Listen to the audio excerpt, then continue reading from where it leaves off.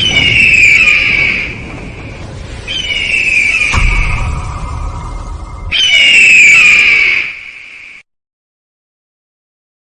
Lord, హల్లెలూయా.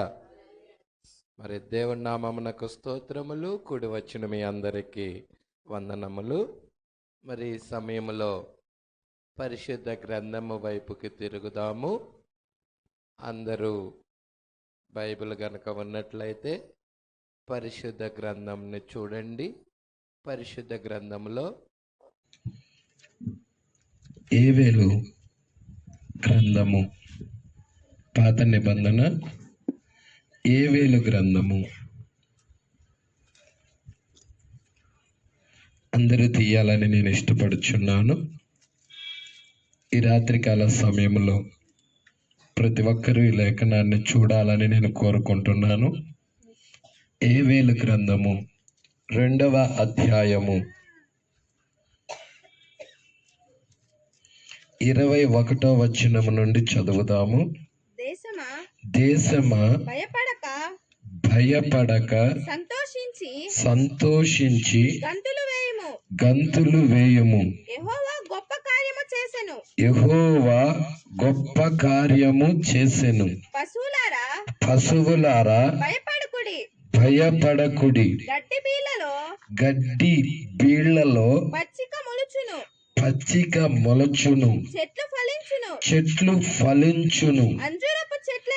అంజూరపు చెట్లను ద్రాక్ష చెట్లు సమృద్ధిగా ఫలించును. సియోను జనులారా ఉత్సహించి మీ దేవుడైన యెహోవా యందు సంతోషించుడి. తన నీతిని బట్టి ఆయన తొలకరి వర్షమును మీకు అనుగ్రహించును. వాన కురిపించి పూర్వమందువలే తొలకరి వర్షమును కడవరి వర్షమును మీకు అనుగ్రహించును. కొట్లు ధాన్యముతో నిండును. క్రొత్త ద్రాక్షారసము క్రొత్త తైలము గానుగలకు పైగా పొర్లిపారును. మీరు కడుపారా తిని తృప్తి పొంది మీ కొరకు వింత కార్యాలు జరిగించిన మీ దేవుడైన యెహోవా నామమును స్తుతించున్నట్లు నేను పంపిన మిడతలను గొంగలి పురుగులను పసర పురుగులను చీడ పురుగులను అను నా మహాసైన్యమును తినివేసిన సంవత్సరాల పంటను మీకు మరలా ఇత్తును. చాలు, ప్రార్థన చేద్దాం. స్తోత్రములు ప్రభువా, మహిమ గల రాజా, మీకే స్తుతులు స్తోత్రములు చెల్లించుకొనుచున్నాం. అయ్యా, నీ ప్రియబిడ్డలుగా మేము నీ సన్నిధానానికి వచ్చి ఉన్నాము. ఎక్కడ 2-3 నా నామమున కూడి ఉందురో వారి మధ్యలో నేను ఉంటానని నువ్వు వాగ్దానం చేసిన దేవుడవు. ఇక్కడ నీ ఉన్నావు ప్రభువా. ఇక్కడ నీ సన్నిధి ఉన్నది ప్రభువా. నీ ప్రసన్నత ఉన్నది ప్రభువా. అయ్యా, మీరే మాతో మాట్లాడండి. ఈ గడియ వాక్యం ఇవ్వండి. ప్రస్తుత కాలానికి సంబంధించిన వర్తమానాన్ని ఇచ్చి మమ్మల్ని తృప్తిపరచండి ప్రభువా. ఇక్కడ ఖాళీ హృదయాలతో నీ ప్రియబిడ్డలు ఇక్కడికి వచ్చి ఉన్నారు ప్రభువా. నీ వాక్యముతో నీ అభిషేకముతో నీ ప్రియబిడ్డలని నింపండి ప్రభువా. దావీదు భక్తుడు సెలవిచ్చిన ప్రకారముగా నా గిన్నె నిండి పొర్లుచున్నది అన్నట్లుగా ఇక్కడ నీ అభిషేకం బలముగా దిగునుగాక. ఇక్కడున్న ప్రతి వ్యక్తిని దర్శించండి ప్రభువా. ప్రతి వ్యక్తితో మాట్లాడండి ప్రభువా. అయ్యా, ఒక్కరు కూడా ఇక్కడ నుంచి అసంతృప్తితో వెళ్ళకూడదు. ఇక్కడ ఏదో ఒకటి పొందుకొని వెళ్ళాలి, ఆ జీవాన్ని పొందుకొని వెళ్ళాలి, ఆ అభిషేకాన్ని పొందుకొని వెళ్ళాలి. జనులు దేవుని మందిరానికి వెళుదమా అన్నప్పుడు దావీదు సంతోషించినట్టుగా ఇక్కడ ఆయన సన్నిధి ఉన్నది కాబట్టి, ఆయన ప్రసన్నత ఉన్నది కాబట్టి, ఆయన అభిషేకం ఉన్నది కాబట్టి, ఆ అభిషేకం ద్వారా మేము అభిషేకించబడి ఇక్కడ మేము సంతోషించుదుము గాక, ఆనందించుదుము గాక, హర్షించుదుము గాక. నీ వాక్యము వెల్లడకు తోడనే అక్కడ వెలుగు కలుగునన్నావు ప్రభువా. ఇక్కడ నీ వెలుగు ఈ ప్రియబిడ్డల మీదకి వచ్చును గాక. మీరే ఈ ప్రియబిడ్డలందరిని దర్శించండి, మీరు మాట్లాడండి, రంగం మీద మీరు రండి ప్రభువా. నిన్నే ఆహ్వానిస్తా ఉన్నాము అయ్యా. బలిష్ఠుడైన దూతగా మీరే మాతో మాట్లాడండి. మా దోషాలు, మా పాపములు, మా అతిక్రమములు అన్నీ నీ రక్తము క్రింద పెట్టుచున్నాము. ఇక్కడున్న ప్రతి వ్యక్తికి యోగ్యత దయచేయండి. వాక్యాన్ని చూడగలిగిన నేత్రాలు ఇవ్వండి. వాక్యము వైపుకు తిరిగి వాక్యాన్ని నెరవేర్చుదురుగాక. వారి జీవితాల్లో వాక్యాన్ని పాటించుదురుగాక. వాక్య చిత్తాన్ని జరిగించుదురుగాక ప్రభువా. నీ కృప తోడుగా ఉంచండి. మీరే మాట్లాడి మహిమ పొందండి. మా మధ్య బలహీనులుంటే బలపరచండి, వ్యాధిగ్రస్తులుంటే స్వస్థపరచండి, నెమ్మది లేని వారికి నెమ్మది ఇవ్వండి. కుటుంబాల్లో గలిబిలిగా ఉన్నవారు కుటుంబాలు చక్కపరచండి. కుటుంబాల్లోనికి యేసుని తీసుకొని వెళ్ళుదురుగాక, వాక్యాన్ని తీసుకొని వెళ్ళుదురుగాక. సమాధానకర్త అయిన దేవుడిని వారి కుటుంబాల్లోకి తీసుకొని వెళ్ళుదురుగాక. సమాధానాన్ని దయచేయండి ప్రభువా. నీ కృపాను గ్రహించి మీరే కొద్ది నిమిషాలు ఇక్కడున్న ప్రతి ఒక్క వ్యక్తితో మాట్లాడి మహిమ పొందమని, మా గడియకు కావలసిన వాక్యాన్ని అందించమని, మహిమ ఘనత ప్రభావాలు మీరే పొందుకోమని, ఇక్కడున్న ప్రతి ఒక్క వ్యక్తిని దర్శించమని, యమ్మాయి మార్గంలో క్లయోపా అతని సహోదరులని ఏ విధముగా మార్గంలో నడుచుకుంటా వెళుతున్నప్పుడు వారి మధ్య ప్రత్యక్షమై వారిని దర్శించి వారితో ఉన్నావు. ఈ రాత్రి కూడికలా ఉండనుగాక ప్రభువా. నీ ప్రియ బిడ్డలను దర్శించండి, లేఖనాలు మాట్లాడండి, సూటిగా తేటగా రెండవ రాకడ గురించి మాట్లాడండి. ఎత్తబాటు విశ్వాసం ఇవ్వండి అయ్యా. నీ కృప సమృద్ధిగా ఈ ప్రియ బిడ్డలకు అనుగ్రహించమని, ఆత్మీయ వాతావరణం కలగజేయమని నజరేయుడైన యేసుక్రీస్తు నామములో ప్రార్థన చేసి అడిగి వేడుకొనుచున్నాము. ఆమేన్. హల్లెలూయా, హల్లెలూయా. కూర్చుందాం, చక్కగా కూర్చోండి.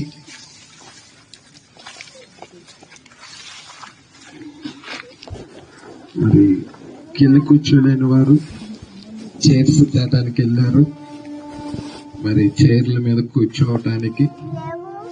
హల్లెలూయా. ఏదేమైనా కానీ దేవుని యొక్క కృప మనకు తోడుగా ఉన్నదని నేను నమ్ముచున్నాను. ప్రజల ఇక్కడ చాలా మంది కొద్దిమంది కొత్త వారిని నేను చూస్తున్నాను, మంచిది. మరి కొంతమంది సంఘ బిడ్డలను చూస్తున్నాను, కొంతమంది ఇరుగు పొరుగు వారు కూడా రావటం జరిగి ఉన్నది. దేవుడికి మహిమ కలుగును గాక. ఎంతమంది ఉన్నా గాని ఈ రాత్రికాల సమయంలో మనందరికీ దేవుడు అందరికి సంబంధించిన వాక్యం దేవుడు ఇస్తాడని నమ్ముచున్నాను. ప్రజల సంతోషంగా ఉన్నారా? దేవుడు మీతో మాట్లాడతాడని నమ్ముచున్నారా? ప్రజల ఖచ్చితంగా దేవుడు మీ అందరితో మాట్లాడతాడు. హల్లెలూయా. ఎందుకంటే ఆశ కలిగిన ప్రాణాన్ని తృప్తిపరిచే దేవుడు మన దేవుడు. నువ్వు ఆశతో ఇక్కడ కూర్చున్నావు కాబట్టి దేవుడు ఖచ్చితంగా నీ ఆశను తీరుస్తాడు, నిన్ను తృప్తిపరుస్తాడు. నీకు కావలసిన వాక్యాన్ని దేవుడే అందిస్తాడు. మనుష్యుడు రొట్టె వలన మాత్రము కాదు గాని దేవుని నోటిలో నుండొచ్చు ప్రతి మాట వలన జీవించును. దేవుని నోటిలో నుండొచ్చు ప్రతి మాట వలన బ్రతుకును. కాబట్టి ఆ మాటలే మమ్మల్ని బ్రతికించాయి. మీరు చూస్తున్న ఈ సృష్టి యావత్తు కూడా మాట ద్వారాగే కలిగినది. సూర్యుడు, చంద్రుడు, నక్షత్రాలు, సముద్రాలు, చెట్లు, గుట్టలు ఇవన్నీ కూడా స్పోకెన్ వర్డ్, పలుకబడిన మాట ద్వారా కలిగినాయి. Praise the lord. కాబట్టి ఆ మాటే మనల్ని బ్రతికించేదై ఉన్నది. ఆ మాటే మనల్ని స్వస్థపరిచేదై ఉన్నది. ఆ మాటే మన కుటుంబాలని బాగుపరిచేదై ఉన్నది. ఆ వాక్యమే, ఆ మాటే మనకి విశ్వాసాన్ని ఇచ్చేదై ఉన్నది. ఆ మాటే నిత్య జీవంలోకి తీసుకెళ్లేదై ఉన్నది. మనల్ని నిత్య జీవంలోనికి కూడా తీసుకొని వెళ్ళేది ఏదో కాదు, ఆ వాక్యమే. హల్లెలూయా. అందుకే ఇక్కడ మనం చూస్తున్నాం, యోవేలు ఈయన చిన్న ప్రవక్త, చాలా పెద్ద ప్రవక్త కాదు. ఈయన ప్రవక్తలలో ఈ రాసిన వాళ్ళందరూ కూడా ఎవరయ్యా అంటే ప్రవక్తలై ఉన్నారు. హల్లెలూయా. మరి కొంతమంది వాళ్ళ పేర్లతోనే గ్రంథాలు రాయబడి ఉన్నాయి. యెషయా పేరుతోనే రాయబడి ఉంది. ఇర్మియా పేరుతోనే రాయబడి ఉన్నది. ఏస్కేల్ పేరుతోనే రాయబడి ఉన్నది. ఆమోస్ పేరుతోనే రాయబడి ఉన్నది. ఏవేలు పేరుతోనే రాయబడి ఉన్నది. మలాకి పేరుతోనే రాయబడి ఉన్నది. ప్రజలా, అయితే ఇక్కడ మనం చూస్తున్నాం, ఈ యోవేలు ప్రవక్త రెండవ రాకడ గురించి రాస్తున్నాడు. హల్లెలూయా. ఏ రాకడండి? ఆయన మొదటి రాకడ రాశాడు, ఆయన రెండవ రాకడ కూడా రాశాడు. ఇప్పుడు మనమందరం ఎన్నో రాకడలో ఉన్నామో చెప్పండి. మనం మొదటి రాకడలో ఉన్నామా, రెండో రాకడలో ఉన్నామా? క్రైస్తవ సంఘమా, పట్టుకుంటున్నారా? ఇప్పుడు మనము రెండవ రాకడలో ఎత్తబడటానికి సిద్ధముగా ఉన్నాం. హల్లెలూయా. రెండవ రాకడ కంప్లీట్ అవల. రెండవ రాకడ ఎత్తబాటుతో ముగించబడుతుంది. దేనితో ముగించబడుతుంది? ఎత్తబాటుతో. ప్రజల మొదటి రాకడ మీరు చూస్తే 2000 సంవత్సరాల క్రితం జరిగినది. హల్లెలూయా. యేసుక్రీస్తు కన్యక గర్భం ద్వారా జన్మించటం, ఆ మొదటి రాకడ నుండి అది ఎత్తబాటుతో ముగించబడి ఉన్నది. ఇప్పుడు రెండవ రాకడ కూడా ఈ కాలంలో ప్రారంభమై ఎత్తబాటుతో అది ముగించబడబోతున్నది. అయితే ఇక్కడ మనం చాలా జాగ్రత్తగా గనక గమనిద్దాం. క్రైస్తవ సంఘాలన్నీ ఏం చూస్తున్నాయి అంటే, రెండవ రాకడలో ఆన్ ద టైం ఎత్తబడే టైమే అనుకుంటున్నారు. రెండవ రాకడ అనేదలికే ఎత్తబడే కాలమే రెండవ రాకడ అనుకుంటున్నారు. అది ఇంకా ప్రారంభమే కాలేదేమో రెండవ రాకడ అనుకుంటున్నారు.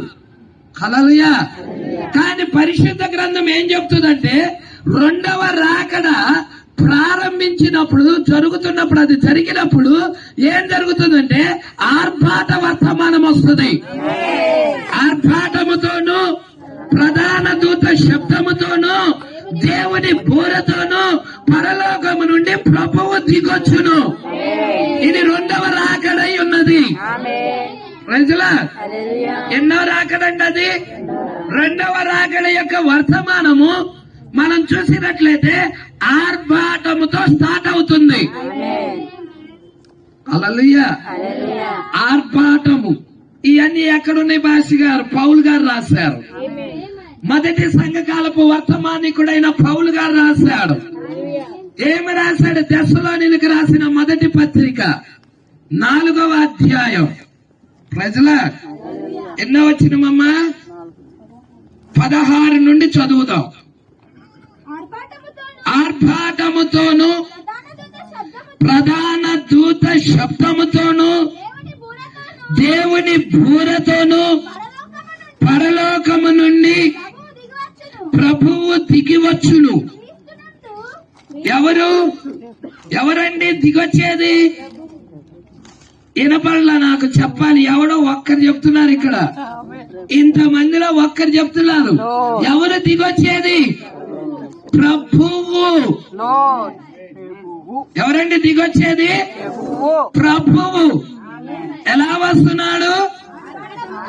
ఆర్భాటముతోను ప్రధాన దూత శబ్దముతోను దేవుని బూరతోను పరలోకము నుండి ప్రభువు దిగి వచ్చును.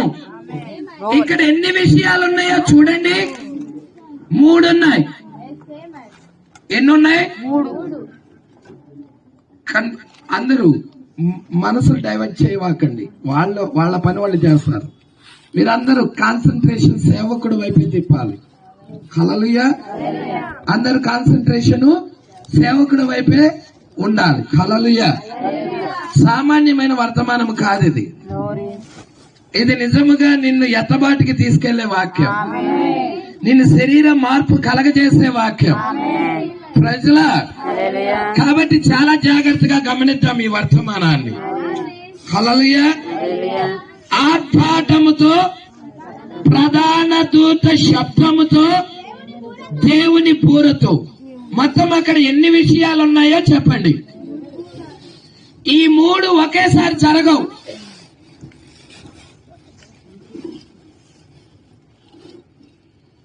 ఈ 3 కూడా ఒకే టైంలో ఆన్ ద స్పాట్ లో జరగవు.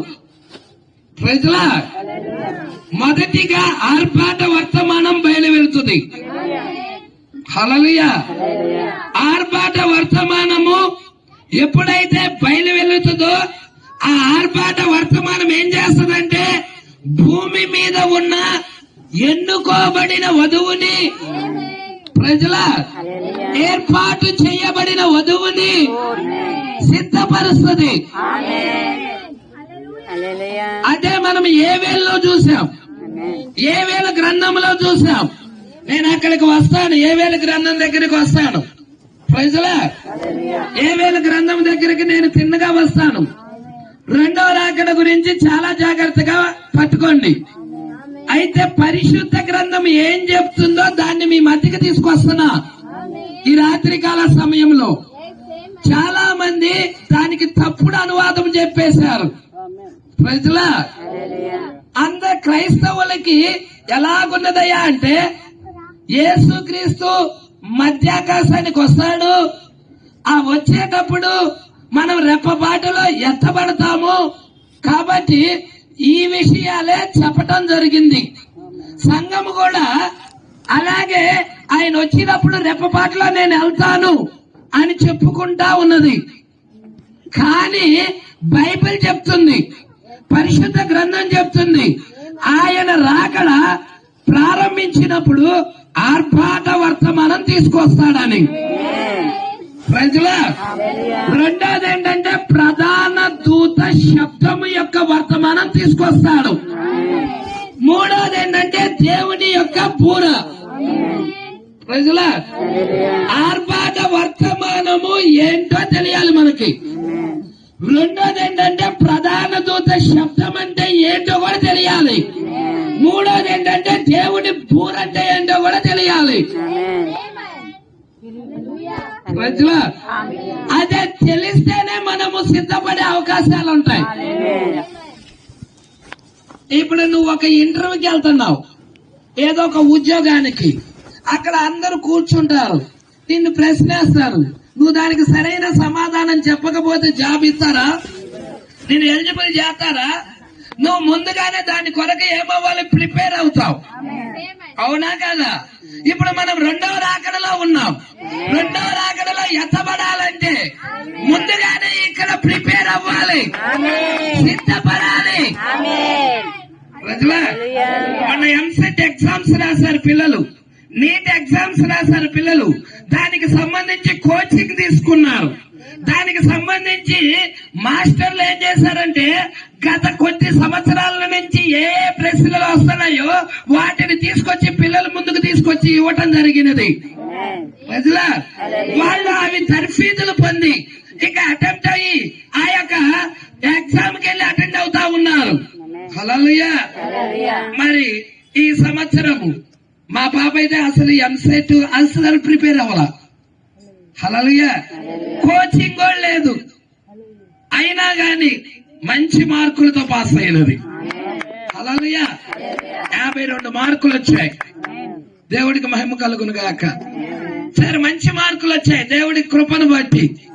హల్లెలూయా. ఏది ఏమైనా గాని ఏం జరుగుతుందయ్యా అంటే ఈ యొక్క మనము రెండో రాకడలో వెళ్ళాలి అంటే నీకు రెండో రాకడ గురించి సంబంధించిన లేఖనాలు ప్రవక్తలు ఏం చెప్పారో, ఏమేమి నెరవేరుతున్నాయో, ఏ ఉన్నాయో అవన్నీ తెలుసుకోవాలి మనం. మరి సంఘం ఏం చెప్తుందంటే రాకడ రెప్పపాట్లో వెళ్ళిపోతాము అంటుందే గాని అసలు దానికి ముందు ప్రాసెస్ ఏం చెప్తుందా? దానికి ముందున్న ప్రాసెస్ ఏంటి? దానికి ముందు అసలు ఏం ప్రాసెస్ ఉంది? ఇది కావాలి నాకు, నేను ఎత్తబడాలనుకుంటున్నా, నేను ప్రభు రాజ్యంలోకి వెళ్ళాలనుకుంటున్నా, ఎత్తబాటులో నేను శ్రమల్లో ఉండదలుచుకోవాలా. ఉన్నారా ఎవరైనా ఇక్కడ? శ్రమల్లో ఉండదలుచుకోని వారు, నేను ఉండను ప్రభువా, నేను ఎలాగైనా ఎత్తబాటులోకి వెళ్ళాలి, ఈ రాబోయే ఉగ్రతలో గొర్రెపిల్ల యొక్క ఉగ్రతలో నేను ఉండకూడదు, దానికి సంబంధించి ప్రవక్తలు ఏం చెప్పారు, ఇక్కడ భూమి మీద ఏం జరుగుతున్నాయి అవి ఈ దినం నేను చూడాలి ప్రభువా. అవి చూడాలి మనం. ప్రజలా అవునా కాదా?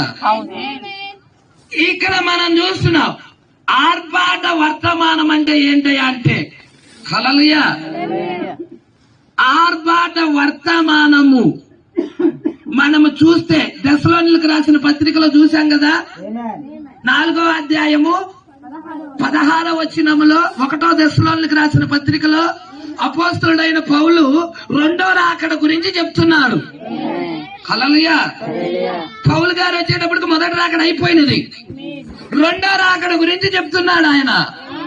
మొదటి సంఘకాలపు వర్తమానికుడైన పౌలు, సౌలుగా ఉన్న ఈయన పౌలుగా మార్చబడిన ఈయన రెండో రాకడ గురించి ప్రస్తావించి చెప్తున్నాడు.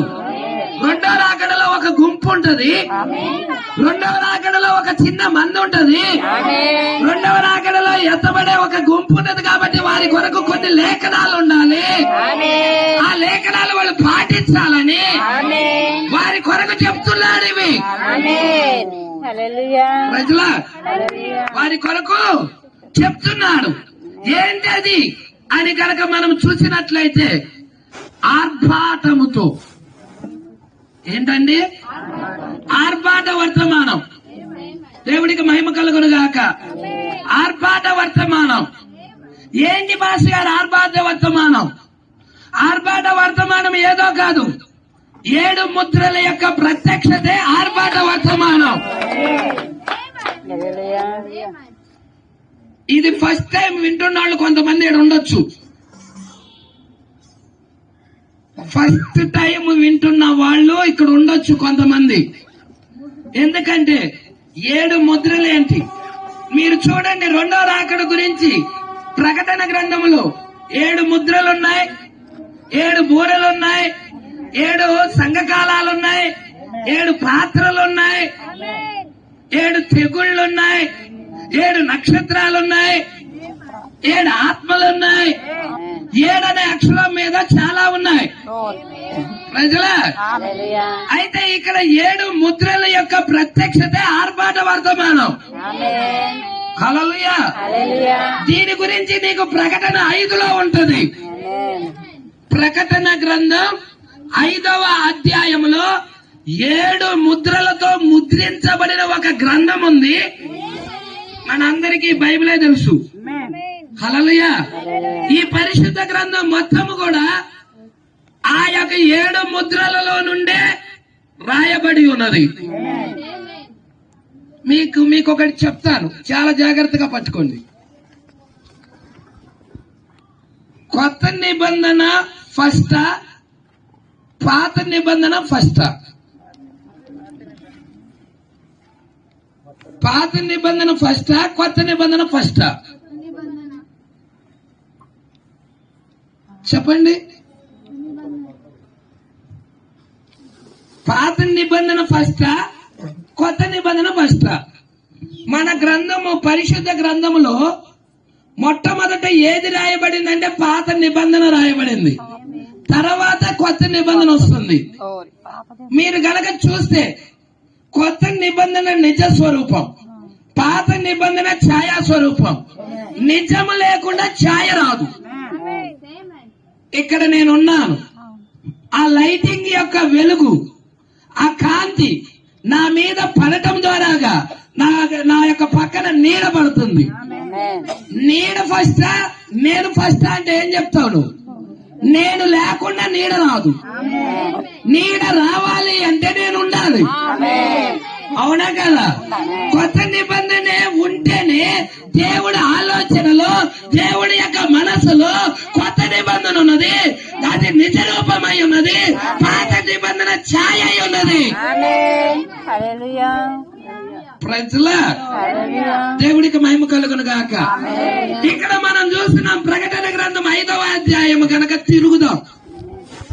ఆర్భాటం అంటే ఏంటో చూసుకొని 2వ రాకడ గురించి కొంచెం మీకు అలా టచ్ ఇచ్చి నేను అక్కడికి వెళ్తాను. ఇది చాలా పెద్ద సబ్జెక్టు, దీనిలోకి నేను అలదలుచుకోలేదు, కానీ కొంచెం మాత్రం మీకు ఆ టేస్ట్ చూపిస్తా.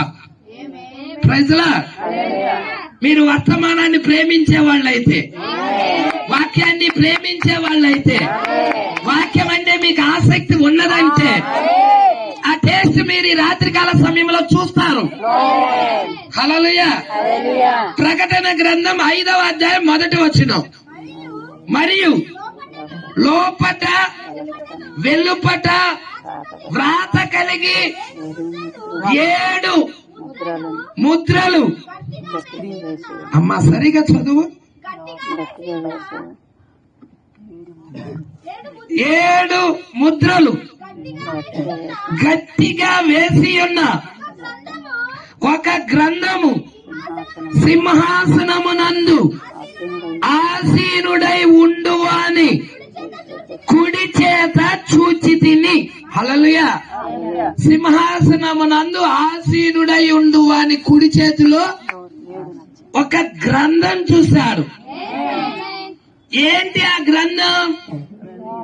7 ముద్రలతో ముద్రించబడిన గ్రంథం. అది ఎప్పుడు రావాలి?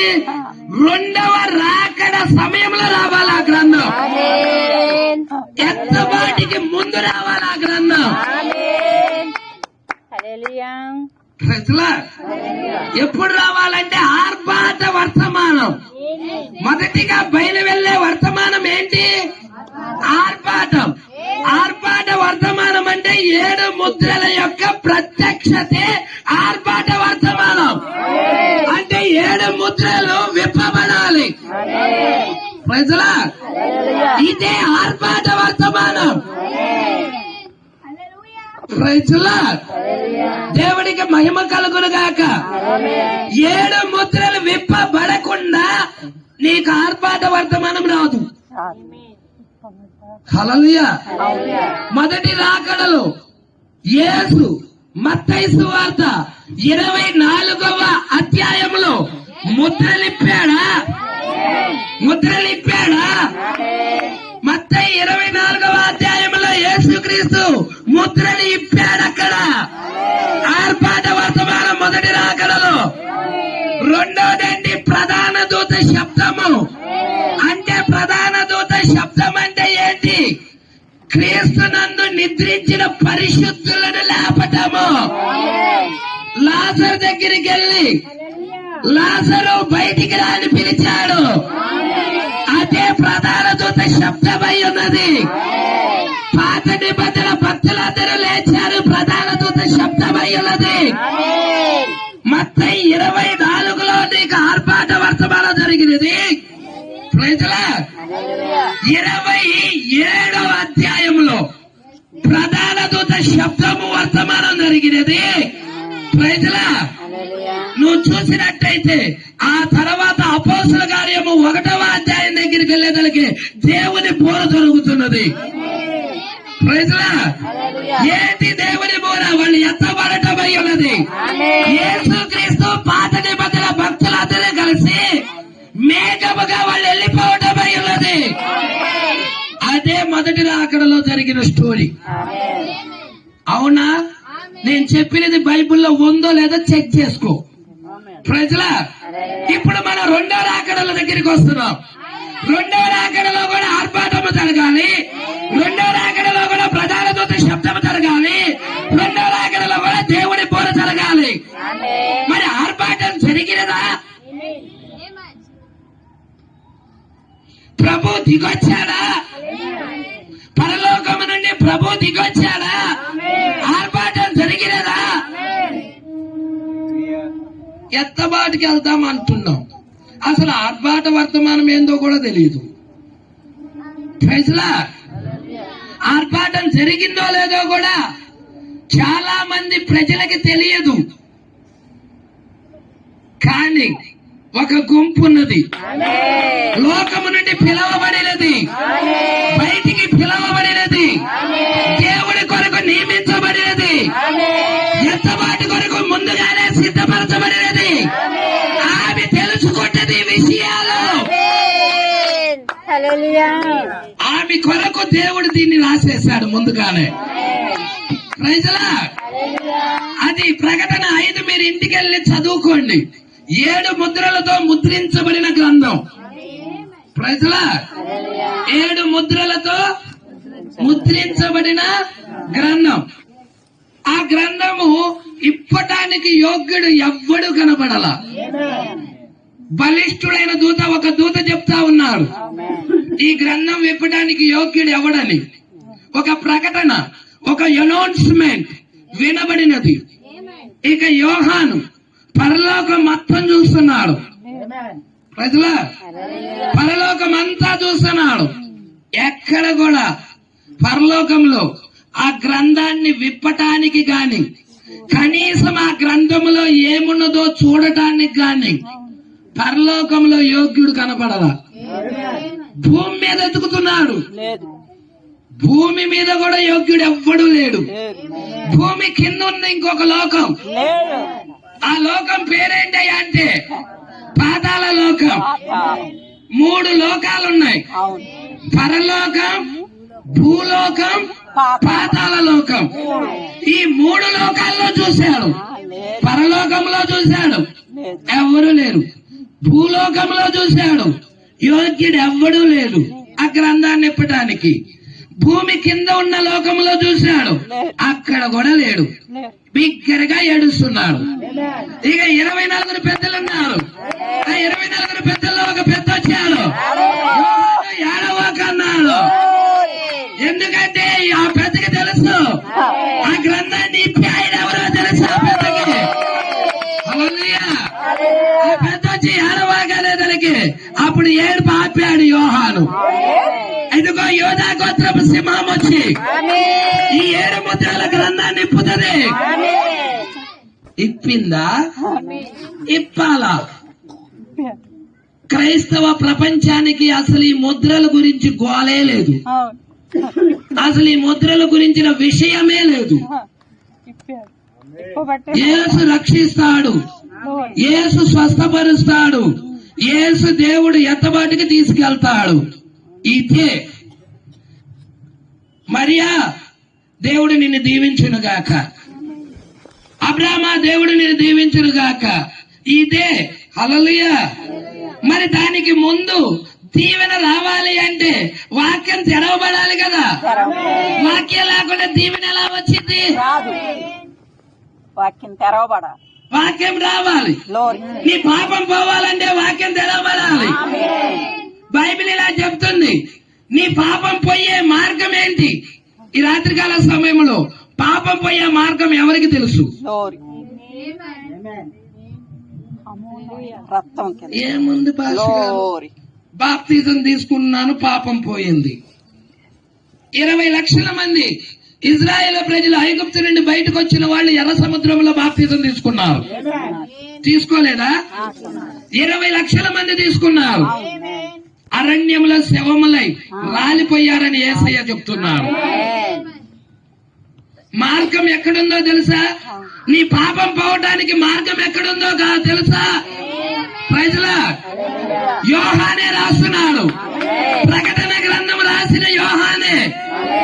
ఇక్కడ యోహాను రాసిన మొదటి పత్రికలో నీ పాపం పోవటానికి మార్గం తెలియజెప్తున్నాడు. ఎంతమంది రాత్రికాల సమయంలో ఆ మార్గం తెలుసుకొని ఆ మార్గంలో నడవడానికి ఇష్టపడుతున్నారు? ప్రజలా ఆ మార్గం ఏంటి పాస్టర్ గారు? మీ ముందుకు తీసుకొని రావడానికి ఇష్టపడుచున్నా. ఎందుకంటే ఇక్కడ ఉన్న వాళ్ళు ఒక్కళ్ళు కూడా పోగొట్టుకోవడం దేవుడికి ఇష్టం లేదు.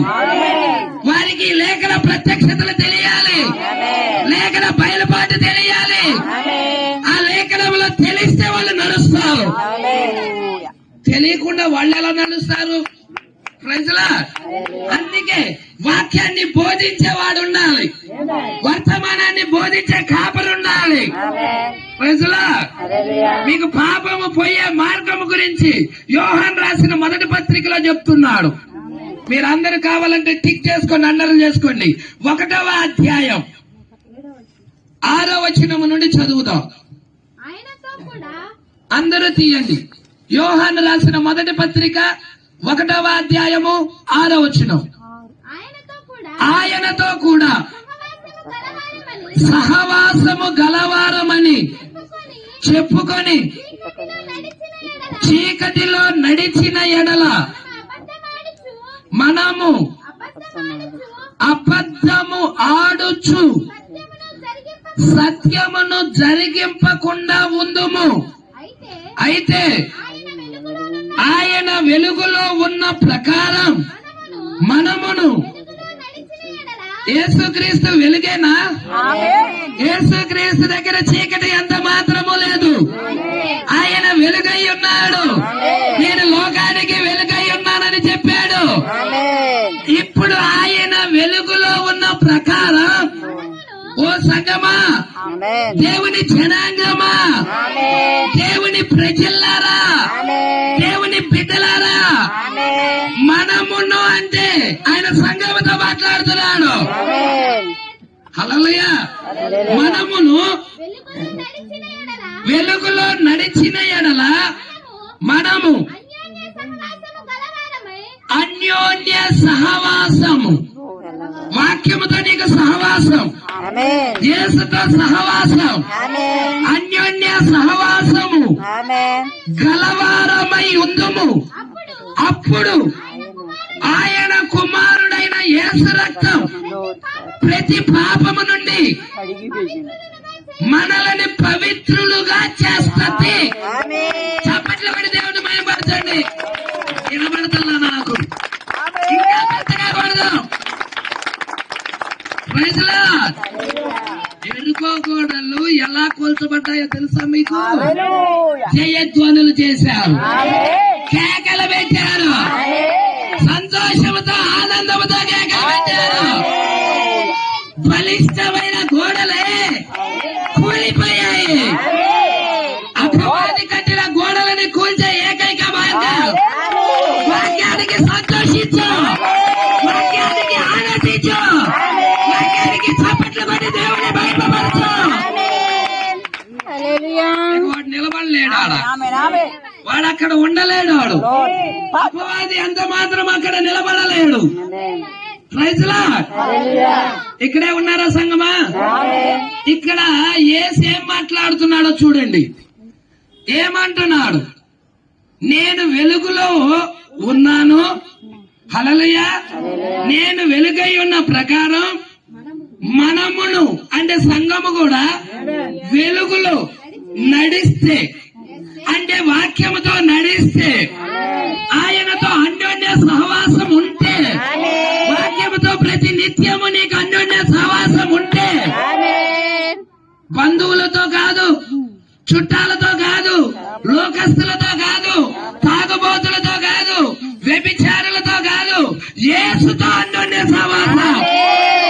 యేసుతో అన్యోన్య సహవాసము ఉంటే అప్పుడు యేసు రక్తం నీ ప్రతి పాపము నుండి, అవిశ్వాసము నుండి, ప్రతి పాపము నుండి, ప్రతి శాపము నుండి నిన్ను కడిగేసి నీ పరిశుద్ధుడిగా నిలబడుతుంది. దేవుని రాజ్యానికి ఎలిజిబుల్ చేస్తుంది. పరలోక రాజ్యానికి వారసురాలుగా చేస్తుంది. ఈ రోజు మనము ఉండాల్సింది వాక్యముతో సహవాసం. ప్రజల ఈ రోజు వాక్యముతో మన అన్యోన్య సహవాసం ఉండాలి. యేసుతో అన్యోన్య సహవాసం ఉండాలి. అలా లేకపోతే మనం ఎత్తబడలేం. పట్టుకుంటున్నారా సంగమా? అయితే ఇక్కడ మనం చూస్తున్నాం, మన పాపాలు పోయే మార్గం ఏంటయ్యా అంటే పైకి చూడవాకండి. హల్లెలూయా. యేసు వైపు చూద్దాం. యేసు వైపు చూస్తే హల్లెలూయా, ఆయనతో అన్యోన్య సహవాసం ఉంటే అప్పుడు యేసు రక్తం ప్రతి పాపము నుండి మనల్ని కడుగుతుంది. ఈ రోజు సమస్య ఎక్కడంటే ఆయనతో అన్యోన్య సహవాసం పొందుకోవడానికి ఇష్టపడుతున్నా. టీవీలతో అయినా గడపడానికి ఇష్టపడుతున్నారు, సీరియల్స్ తో అయినా గడపడానికి ఇష్టపడుతున్నారు, రంగులు పూసుకొని మేకప్లు వేసుకున్న, ఎగురుతున్న, చాలని బట్టలు కట్టుకొని డాన్సులు వేస్తున్న వారితో అయినా గడపడానికి ఇష్టపడుతున్నారు. వాక్యముతో గడపడానికి ఇష్టపడతల్లా.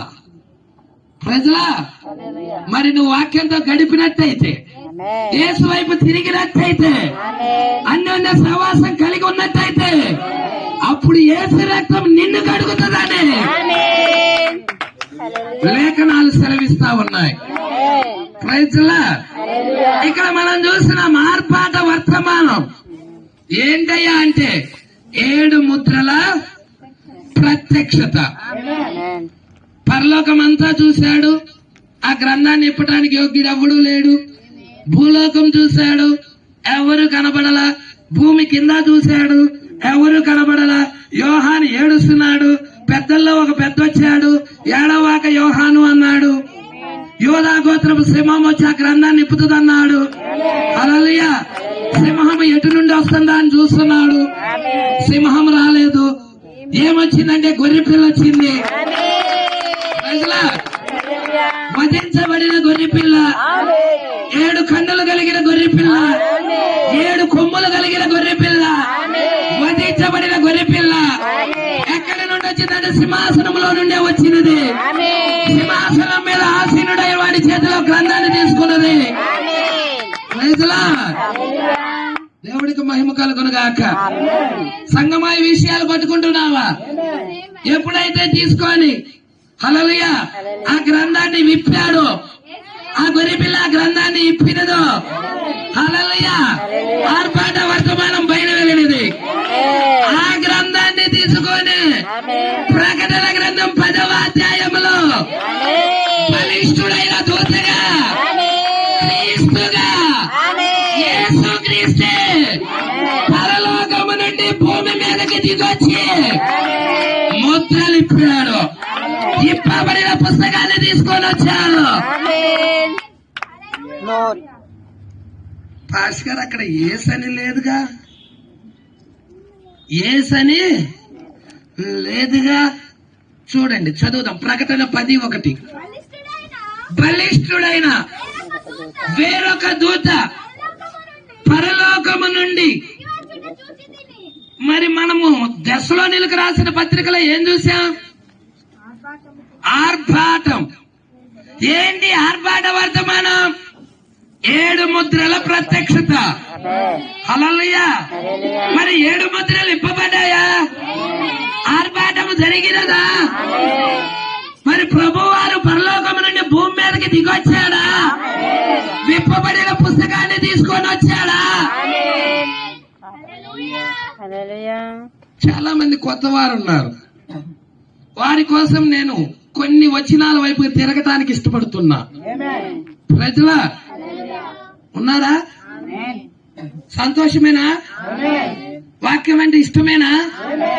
ఏసు అంటే ప్రేమేనా? ఏసు అంటే ప్రేమనంగల్ల బొమ్మ పెట్టుకొని ముందు దండం పెట్టుకోకుండా దండం పెట్టుకుంటా ఉండవాకండి. ఏసు వాక్యమై ఉన్నాడు. వాక్యాన్ని ప్రేమించడమే యేసుని ప్రేమించడం, వాక్యాన్ని గౌరవించడమే యేసుని గౌరవించడం, వాక్యాన్ని ఆరాధన చేయటమే యేసుని ఆరాధన చేయటం. వాక్యం గురించిన బయలుపాటు నీకు రావాలి, వాక్యం గురించిన ప్రత్యక్షత నీకు రావాలి. ప్రజల ఇప్పుడు మనకి అక్కడ బలిష్ఠుడైన వేరొక దూత, అమ్మ చదువుదాం, ప్రకటన 10:1. బలిష్ఠుడైన వేరొక దూత పరలోకము నుండి దిగివచ్చుట చూచితిని. ఆయన మేఘము ధరించుకొని ఉండెను, ఆయన శిరస్సు మీద వర్షపు ధనస్సు ఉండెను, ఆయన ముఖము సూర్య బింబము వలెను, ఆయన పాదాలు అగ్ని స్తంభము వలెను ఉండెను, ఆయన చేతిలో విప్పబడి ఉన్న 5వ అధ్యాయంలో అది మూయబడి ఉన్నది, 6వ అధ్యాయంలో తెరిచాడు దానిని, దాన్ని తీసుకొని 10వ అధ్యాయంలో భూమి మీదకి వచ్చాడు ఆయన.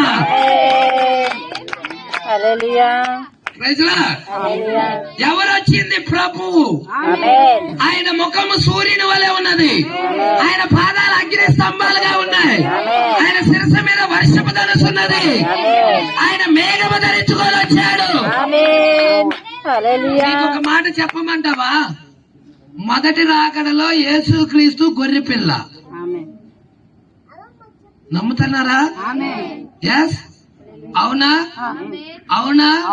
లోక పాపాలు మోసుకొని పోవు దేవుని 2వ రాకడలో ఆయన మేఘం ధరించుకొని వస్తున్నాడు.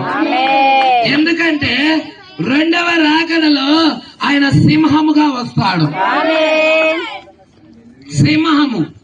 గొర్రెపిల్ల దగ్గర నీకు కనికరం దొరికిద్ది. గొర్రెపిల్ల దగ్గరికి వెళ్తారు పిల్లలు, చక్కగా గొర్రెపిల్లని పట్టుకొని ముద్దాడతారు, హల్లెలూయా, మేత తినిపిస్తారు, దాన్ని పట్టుకొని ఆడుకుంటారు, అన్ని దొరుకుతాయి. ఆడ కనికరం ఏముండదు. సింహం దగ్గరికి వెళ్ళి ఆటలాడుకుంటావా? చెప్పండి. మీ పిల్లాడు సింహం దగ్గరికి వెళ్ళాడు అనుకో, నువ్వు ఇక్కడే భయపడి కేకలు పెడతాం ప్రారంభిస్తావు. అవునా కాదా? 2వ రాకడలో యేసు ఎలా వస్తున్నాడు? సింహముగా, యూదా గోత్రపు సింహముగా. మీకు తెలుసా రాసులు ఎన్నున్నాయి? 12 రాసులున్నాయి. హల్లెలూయా. మొదటి రాశి కన్య రాశి అయి ఉన్నది, చివరి రాశి యూదా గోత్రపు సింహ రాశి అయి ఉన్నది, సింహమై ఉన్నది. మొదటి రాకడ కన్యక జన్మిస్తున్నాడు, 2వ రాకడ సింహముగా భూమి మీదకి వస్తున్నాడు. ప్రజలా సృష్టి నీకు తెలియజెప్తా ఉన్నది. ప్రజలా దేవుడికి మహిమ కలుగును గాక. అయితే 2వ రాకడలో ఆయన మేఘం ధరించుకొని వస్తున్నాడు. పాస్ గారు ఇక్కడ సింహం కనబడుతున్నా, మేఘం కనబడుతుంది. ప్రజలా ఏం కనబడుతుంది? మేఘం. మీకు ఒక లేఖనం చూపిస్తాను, మీరందరూ ఆ లేఖనం వైపుకి తిరిగి చూడాలని నేను ఇష్టపడుచున్నాను. ప్రకటన గ్రంథము 1వ అధ్యాయము 16వ వచనం. అమ్మ ఒక్క నిమిషం. ప్రకటన గ్రంథం అందరూ తీయండి అమ్మా, నేను చెప్తాను, అందరూ తీయండి. 14వ వచనం చదవమ్మా.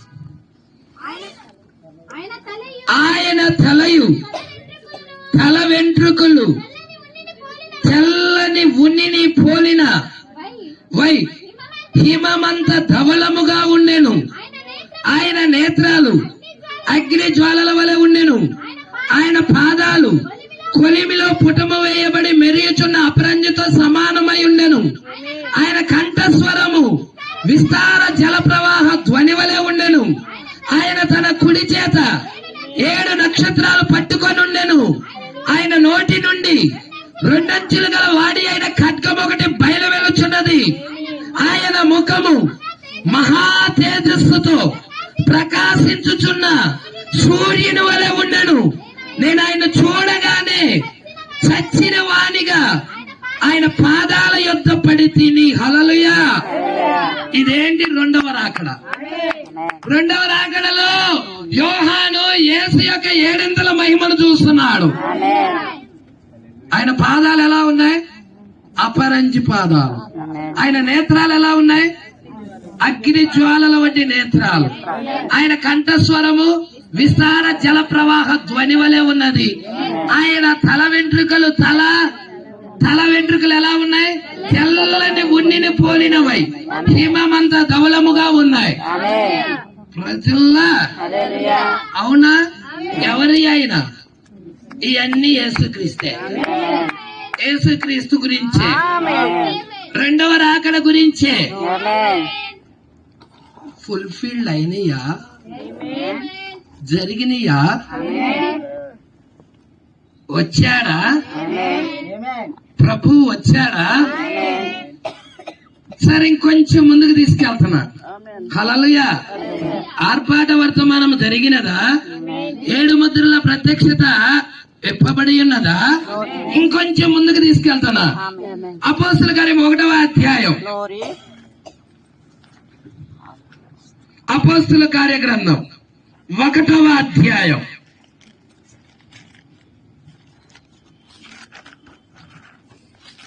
Praise Lord. సంగమా, పట్టుకుంటున్నారా ఈ విషయాలు? చూడండి, మీరే చూడండి. 1వ అధ్యాయము 9వ వచనం. ఈ మాటలు చెప్పి వారు చూచుచుండగా. ఇప్పుడు ఎవరు ఆరోహణమై వెళ్తుంది? ప్రభు అయినా యేసుక్రీస్తేనా? వారు చూచుచుండగా ఆయన ఆరోహణమాయను. అప్పుడు వారి కన్నులకు కనబడకుండా ఒక మేఘము. ఇప్పుడు యేసుక్రీస్తుని ఏం తీసుకొని వెళ్ళినది? మేఘము ఆయనని కొనిపోయినది. అవునా? పట్టుకుంటున్నారా విషయాలు? నేను రెండవ రాకడ గురించే చెప్తున్నాను. ప్రస్తుతం మన దినాల గురించే చెప్తున్నాను. ఈ కాలమును ఎరగాలని చెప్తున్నాను. చూడు, ఆయన వెళ్ళొచ్చుండగా వారు ఆకాశము వైపు తేరి చూచుచుండిరి. ఇదిగో తెల్లని వస్త్రాలు ధరించుకొనిన 2 మనుష్యులు వారి యొద్ద నిలిచి, గలిలయ మనుష్యులారా, మీరెందుకు నిలిచి ఆకాశము వైపు చూచుచున్నారు?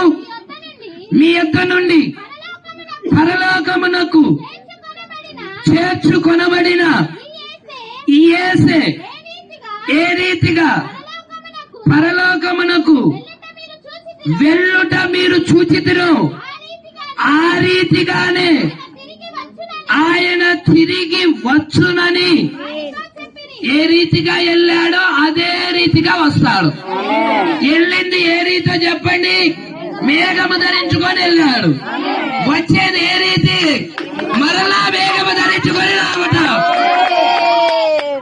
రెండో రాకడేనా? మేఘం ధరించుకొని యేసు భూమి మీదకి రావాలా? జరిగిందా? జరగలేదా?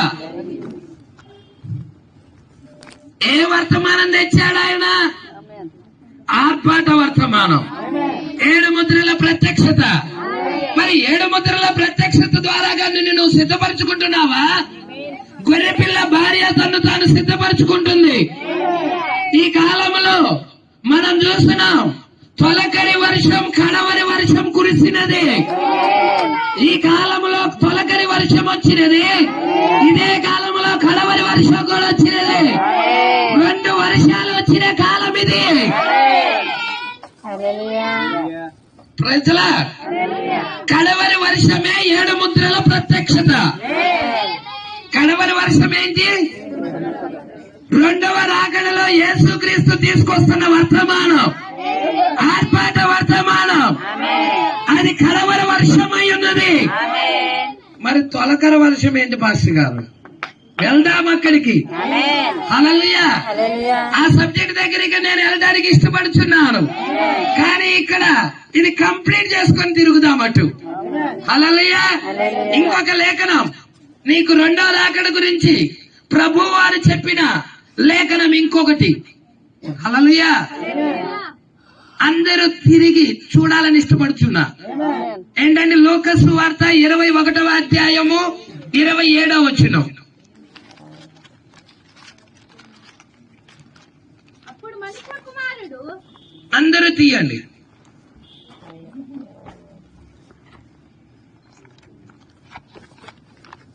రెండవ రాకడలో యేసు ఎలా రావాలని ఉంది? మేఘం ధరించుకొని రావాలి. ప్రకటన 10లో యేసు మేఘం ధరించుకొని వచ్చాడా? వచ్చాడు. కానీ ఇక్కడ ఉన్న వాళ్ళకి ఎంతమందికి తెలుసు అది? ప్రజలా?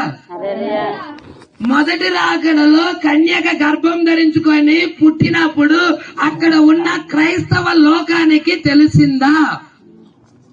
పరిసయ్యులకి, శాస్త్రులకి, సద్దుకయ్యులకి తెలుసా? ఆ రోజున్న సంఘాలకి తెలిసిందా? ఎవరికి తెలిసింది? యాడో గొర్రెలు కాసుకుంటున్న గొర్రెల కాపరులకి దూత ఎల్లి ఇదిగో మీ రక్షకుడు పుట్టాడు, ఫలానా ప్లేస్ లో ఉన్నాడు, ఆ స్థలానికి వెళ్ళి మీరు ఆరాధించండి అని దూత చెప్పటం ద్వారాగా ఆ గొర్రెల కాపరులు వచ్చి యేసును ఆరాధించారు. కానీ క్రైస్తవ సమాజానికి తెలిసిందా?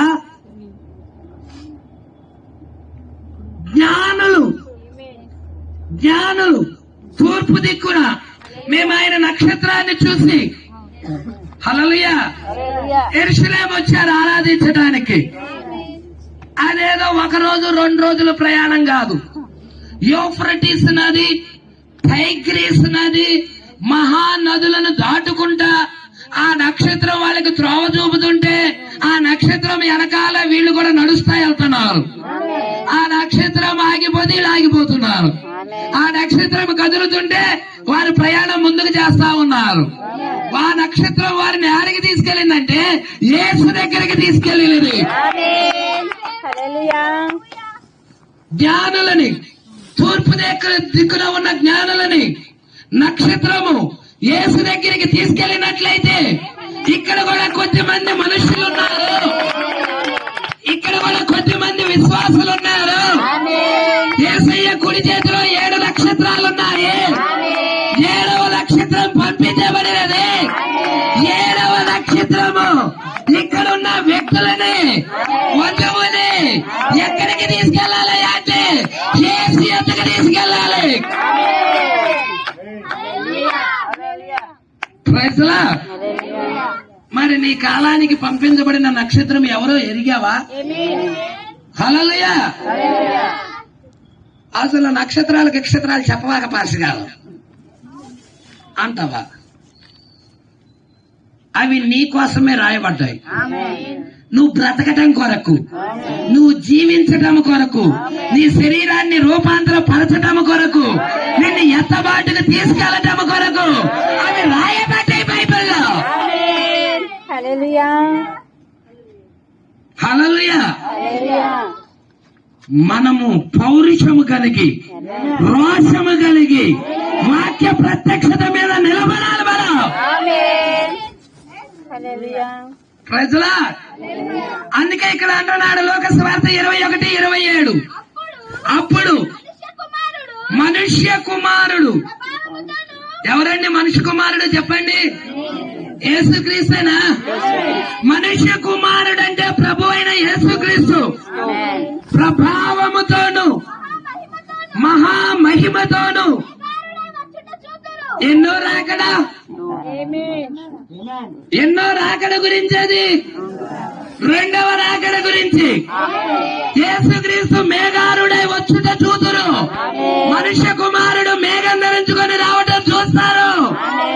అందరూ కాదు, లోకం కాదు, క్రైస్తవ సమాజం అంతా కాదు.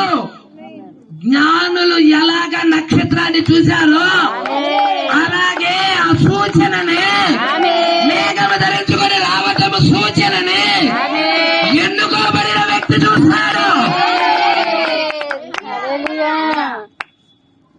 నిన్ను ఎన్నుకుంది నువ్వు బాప్తిజం తీసుకున్నప్పుడు కాదు, నీ పాస్టర్ గారు తీసుకెళ్లి నీటిలో ముంచినప్పుడు కాదు. జగత్తుకు పునాది వేయబడక ముందే ప్రేమ చేత క్రీస్తులో నిన్ను ఏర్పాటు చేసుకున్నావు. Praise lord. ప్రేమ చేత క్రీస్తులో నిన్ను ఏర్పాటు చేసుకున్నాడా? ఇప్పుడా? నీ పాస్టర్ దగ్గరికి వెళ్ళి బాప్తిజం తీసుకున్నప్పుడా?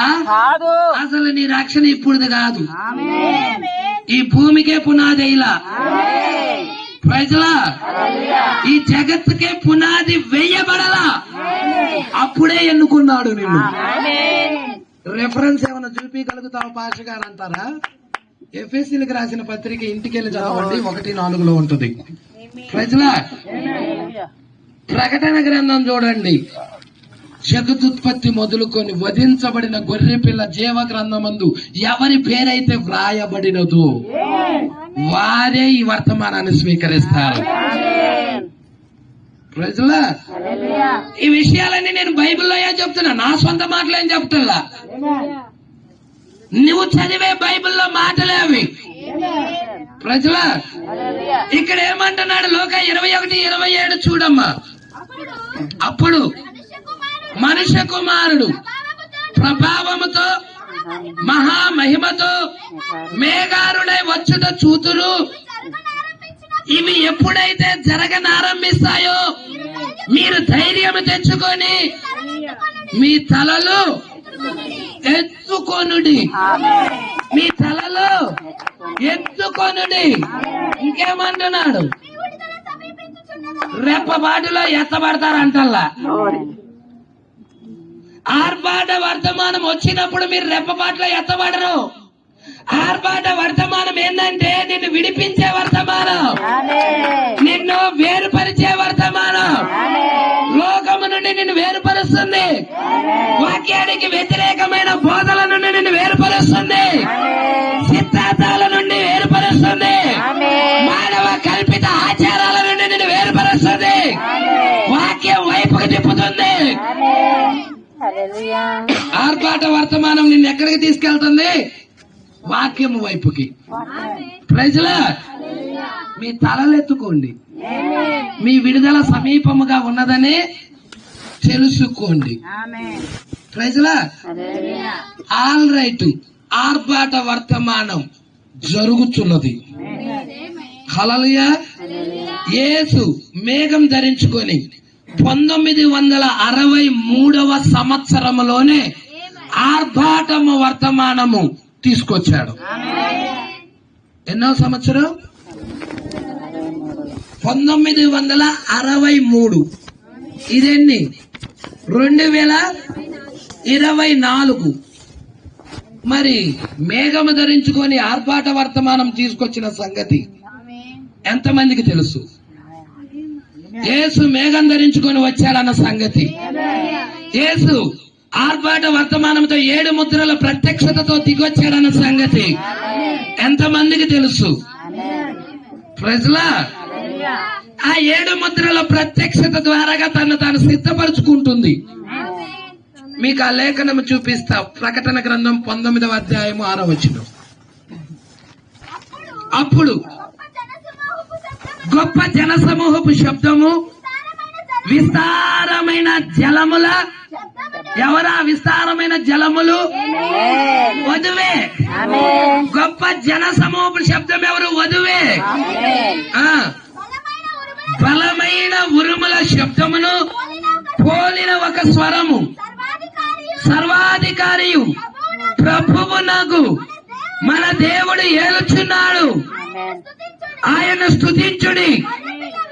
గొర్రె పిల్ల వివాహ మహోత్సవ సమయము వచ్చినది, ఆయన భార్య. ఎవరి భార్య? గొర్రె పిల్ల యొక్క భార్య. ఉందా ఇక్కడ? గొర్రె పిల్ల మేఘం ధరించుకొని వచ్చాడు. గొర్రె పిల్ల మేఘం ధరించుకొని వచ్చాడు ఈ కాలంలో. ఎంతమందికి తెలుసండి? ఈ కాలంలో ఆయన మేఘం ధరించుకొని వచ్చాడు, ఆర్భాట వర్తమానం తీసుకొని వచ్చాడు, 7 ముద్రల ప్రత్యక్షతను తీసుకొని వచ్చాడు, బలిష్ఠుడైన దూత భూమికి వచ్చాడు. Praise Lord. దేవుడికి మహిమ కలుగును గాక. హల్లెలూయా. మరి ఈ యొక్క ఆర్భాట వర్తమానం ప్రకారంగా సిద్ధపడుతున్నాళ్ళు ఎంతమంది? మొదటిగా ప్రభు దిగి రావాలి ఆర్భాటముతో, వర్తమానం ఇవ్వాలి. ఆ వర్తమానం నేను సిద్ధపరుస్తుంది. అక్కడ ఏమంటున్నాడమ్మా? ఆయన భార్య తన్ను తాను ఇప్పుడు ఆ వర్తమానం ద్వారాగా సిద్ధపరచుకుంటా ఉన్నది. ఇప్పుడు ఆయన భార్య ఇక్కడ ఉన్నది, ఆమె సిద్ధపరచుకుంటా ఉన్నది. Praise lord. ఆర్భాట వర్తమానము ఇప్పటికీ ఎన్ని సంవత్సరాలంటే 60 సంవత్సరాలు దాటిపోయింది. భూమి మీద ఇంకా ఆర్భాట వర్తమానమే జరుగుతుంది. Praise Lord. రెండో వర్తమానం ఏంటి? ప్రధాన దూత శబ్దం. అంటే కొత్త నిబంధనలో 2000 సంవత్సరాల నుండి నిద్రించిన పరిశుద్ధులను లేపే వర్తమానం. Praise Lord. నిద్రించిన పరిశుద్ధులను లేపే వర్తమానం. అది జరిగిందా? ఇంకా జరగల. అది లేపబడ్డారా? కొత్త నిబంధన భక్తులు లేపబడ్డారా? మొదటి రాకడ చూపించి రెండో రాకడ చూపిస్తా. ఇక్కడే ఉన్నారా? మత్తయి సువార్త 27.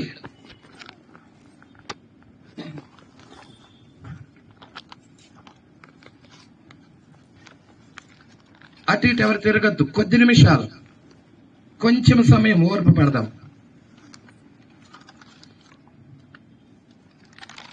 50వ వచనం, 27:50. యేసు మరలా బిగ్గరగా కేక వేసి, ప్రాణము విడిచెను. ఇది సిలువలో జరిగిన స్టోరీ కదా.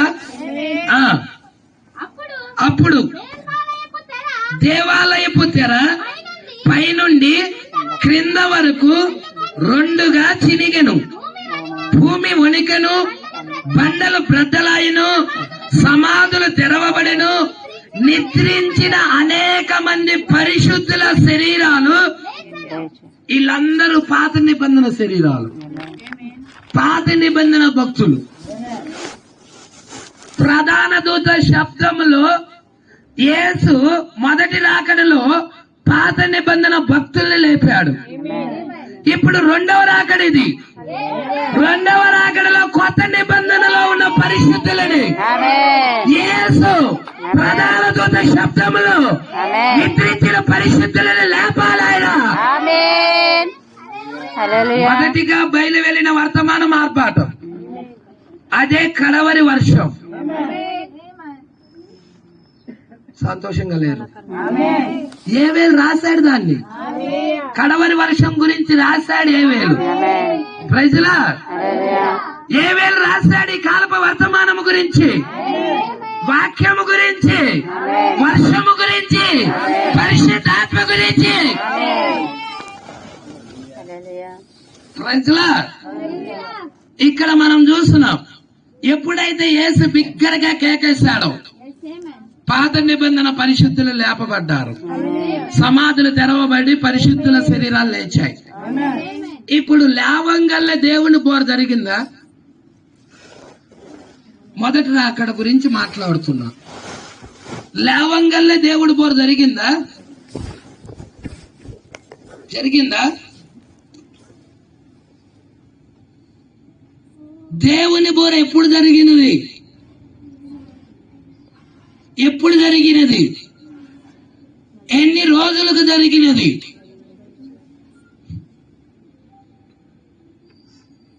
ప్రధాన దూత శబ్దానికి దేవుని బోరకి మధ్యలో కొంత సమయం ఉన్నదా? కొన్ని రోజులు ఉన్నాయా? ఆర్భాటానికి ప్రధాన దూత శబ్దానికి కూడా ఉన్నాయా? Praise Lord. ప్రధాన దూత శబ్దానికి దేవుని బూరకి నిద్రించిన పరిశుద్ధులు లేచి 40 days 40 రోజులు వారి భూమి మీద సంచరించారు. అవునా? మరి రెండవ రాకడలో కూడా జరగాల? మొదటి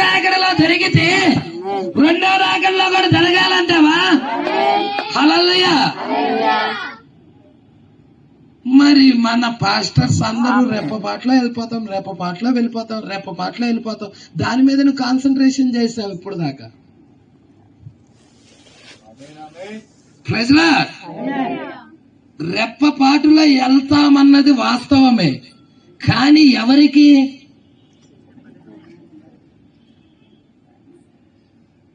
క్షయత అక్షయతను ధరించుకుంటది, మర్త్యత అమర్త్యతను ధరించుకుంటది. ప్రజల విజయమందు మరణము మృంగివేయబడుతుంది. ఎవరికది? సజీవముగా ఉన్న వధువుకి. హానోకి ఎలా దేవుడితో నడిచి మరణాన్ని రుచి చూడకుండా వెళ్ళిపోయాడు, ఈ రోజు కొంతమంది వ్యక్తులు ఉన్నారు, వారు మరణించరు, వారు పెట్టిలో పెట్టబడరు, వారు సమాధి చేయబడరు, వారు వాక్యముతో నడుస్తారు, సజీవముగా ఎత్తబడతారు.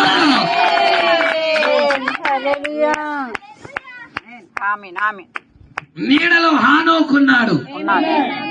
హానోకు మరణించినట్టుగా ఒక్క రిఫరెన్స్ చూపించగలరు ఎవరన్నా? ఎందుకంటే నిజ రూపంలో వధువు ఉన్నది కాబట్టి, నిజ రూపంలో ఒక చిన్న మందు ఉన్నది కాబట్టి ఆమె మరణమే రుచి చూడదు.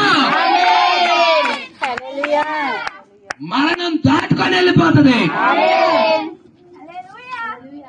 ఆమె ఏలియా వర్తమానం పట్టుకుంటుంది. ఏంటి పాస్టర్ గారు ఏదో అన్నారు? ప్రైజ్లా మీకు తెలుసా? మొదటి రాకడ, హల్లెలూయా, మొదటి రాకడకు ముందు ఏలియా వచ్చాడా? రెండో రాకడకు ముందు ఏలియా వచ్చాడు. మొదటి రాకడకు ముందు ఏలియా బాప్తిజం ఇచ్చి యోహాను. లూకా 1:1 లూకా సువార్త 1వ అధ్యాయము అందరూ చూడండి. లూకా సువార్త 1వ అధ్యాయం. నేను చెబుతున్న మాటలు బైబిల్లో ఉన్నాయో లేవో పరిశీలన చెయ్యండి. 10వ వచనము నుండి. ధూప సమయమందు ప్రజల సమూహమంతయు వెలుపల ప్రార్థన చేయుచుండగా ప్రభువు దూత ధూప వేదిక కుడి వైపున నిలిచి అతనికి కనబడగా జకర్యా అతన్ని చూచి తొందరపడి భయపడిన వాడాయను. అప్పుడు ఆ దూత అతనితో, జకర్యా భయపడకుము, నీ ప్రార్థన వినబడినది, నీ భార్య అయిన ఎలిజబెతు నీకు కుమారుని కనును, అతనికి యోహాను అని పేరు పెట్టుదువు.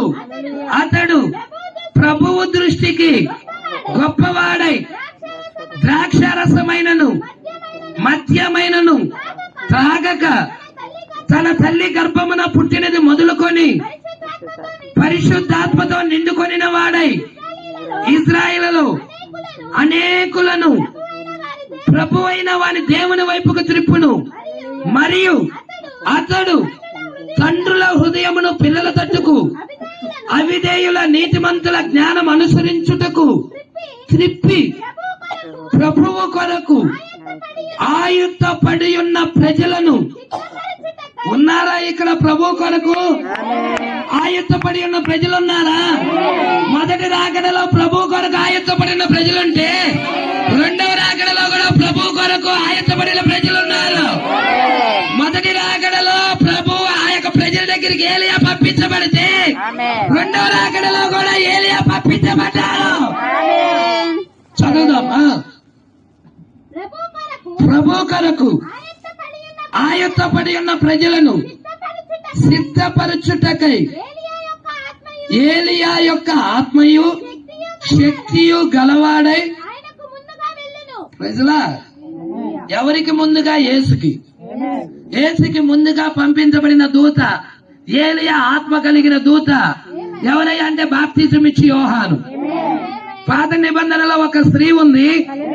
ఆ స్త్రీ ఆపదలో ఉన్నది, కరువులో ఉన్నది. దేశమంతా కరువులో ఉండినప్పుడు ఆ స్త్రీ దగ్గరికి ఏలియా పంపించబడ్డాడు. ఏలియా వర్తమానం ఆ స్త్రీని పోషించింది. రెండో రాకడలో కూడా లోకం మొత్తం కరువుతో ఉండినప్పుడు, వాక్యం లేని స్థితిలో ఉండినప్పుడు ఈ కాలపు స్త్రీ దగ్గరికి కూడా ఈ కాలపు ఏలియా పంపించబడినప్పుడు ఆమె పోషించబడుతుంది. ఏలియా వర్తమానం ఆమెను పోషిస్తుంది. ఇక్కడున్న ఈమెను పోషిస్తుంది. మొదటి రాకడలో మరి అక్కడ ఉన్న స్త్రీని పోషించినట్టయితే రెండవ రాకడలో ఉన్న ఈ సంఘాన్ని కూడా పోషిస్తుంది. ప్రభు కొరకు ఆయుత్తపడి ఉన్న ప్రజలను సిద్ధపరచడానికి సిద్ధపరిచే వర్తమానం. ఏలియా ఏం చేశాడో మీకు తెలుసా? పాత నిబంధనలో దేవుడు నన్ను గిల్గాల్కి రమ్మన్నాడు అన్నాడు. ఎలీషా నువ్వు ఇక్కడే ఉండు అంటున్నాడు. యెహోవా జీవం తోడు, నీ జీవం తోడు, నేను నిన్ను విడిచిపెట్టను, నేను నీతో పాటే వస్తాను. హల్లెలూయా. అక్కడ నుండి బేతేలుకి దేవుడు నన్ను పిలుస్తున్నాడని చెప్పాడు.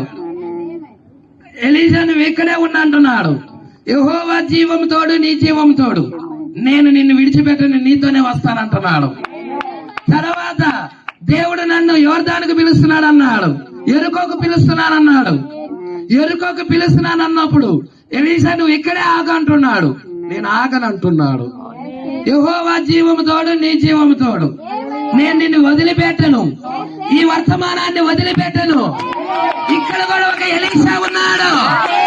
ఏలియా వర్తమానాన్ని ఇక్కడ ఉన్న ఎలీషా ఎంత మాత్రం వదిలిపెట్టాలంటున్నాడు. ఏడవ సంఘకాలపు వర్తమానికుడే, ఏడవ నక్షత్రమే ఏలియా అయి ఉన్నాడు. ప్రజలా మనం ఇక్కడ చూస్తా ఉన్నాం. చివరిగా నాలుగవదిగా యోర్దానికి పిలుస్తున్నాను నన్ను. ప్రజలా దేవుడు నన్ను యోర్దానికి రమ్మంటున్నాడు. ఎలీషా నువ్వు ఎరుకోలోనే ఆగిపో అంటున్నాడు. ప్రవక్తల శిష్యులు ఉన్నారు అక్కడ, వాళ్ళ దగ్గర ఉండిపో అన్నప్పుడు నేను ఉండను. యెహోవా జీవము తోడు, నీ జీవము తోడు, నేను నీతో పాటే వస్తాను. హల్లెలూయా. ఇద్దరు కలిసి ఆ యొక్క యోర్దానికి వెళ్ళారు. అక్కడ యోర్దాన్ అనే నది ఉంది. యోర్దాన్ అంటే మరణము, మరణం అనే నది ఉన్నది. ఆయన మీద ఒక దుప్పటి ఉన్నది. ఏలియా మీద ఉన్న దుప్పటిని తీసుకొని ఆ నదికి వేసుకొచ్చాడు. ఆ మరణం త్రోవిచ్చినది. వాళ్ళు నడుచుకుంటూ అవతలికి వెళ్ళాడు. అగ్ని రథాలు వచ్చి ఏలియాని తీసుకొని వెళ్ళాయి. ఏలియా వర్తమానాన్ని యోర్దాన్ని ఫైర్ చేసినది. మరణాన్ని కొట్టింది. అక్కడ ప్రతి మానవుడి జీవితంలో మరణం ఉన్నది. కానీ ఏలియా వర్తమానం ఆ యొక్క మరణాన్ని కొడతా ఉన్నది. అది నీకు త్రోవీయటానికి. ఓ మరణమా నీ ముళ్ళెక్కడా? ఓ మరణమా నీ విజయం ఎక్కడా? మరణపు ముళ్ళను విరిచిన క్రీస్తున్నాడా? జయమున్నది మనకి.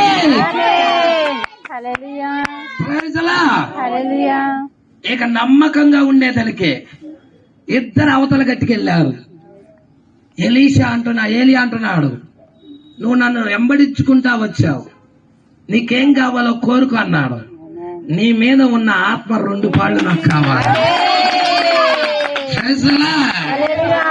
నీ మీద ఉన్న అభిషేకం నాకు కావాలి. నీ మీద ఉన్న శక్తి పవర్ కావాలి. అడిగాడా? ఎలీషా అడిగాడా? నువ్వు అడిగింది కష్టతరంగా ఉంది, అయినా ఇస్తా. నేను వెళ్ళడం లేదు. నువ్వు చూస్తే ఆ యొక్క దుప్పటి నీ మీద పడుతుంది. ప్రజలా ఎప్పుడైతే ఆ దుప్పటి నీ మీద పడుతుందో నువ్వు శక్తిని పొందుకుంటావు. హల్లెలూయా. ఆయన అగ్ని రథాలు వచ్చి వాళ్ళిద్దరిని వేరు చేశాయి. ఇక ఏలియా వెళ్ళిపోతున్నాడు అగ్ని రథాల మీద. ఇక ఎలీషా కింద చూస్తా ఉన్నాడు ఆయన్ని. హల్లెలూయా. శక్తి కొరకు చూస్తా ఉన్నాడు. 7వ దూత మీద పని చేసిన శక్తి కొరకు, 7వ దూత మీద పని చేసిన ఆత్మ కొరకు ఇక్కడ ఉన్న ఎలీషా, ఇక్కడ ఉన్న సంఘము ఎదురు చూస్తా ఉన్నది.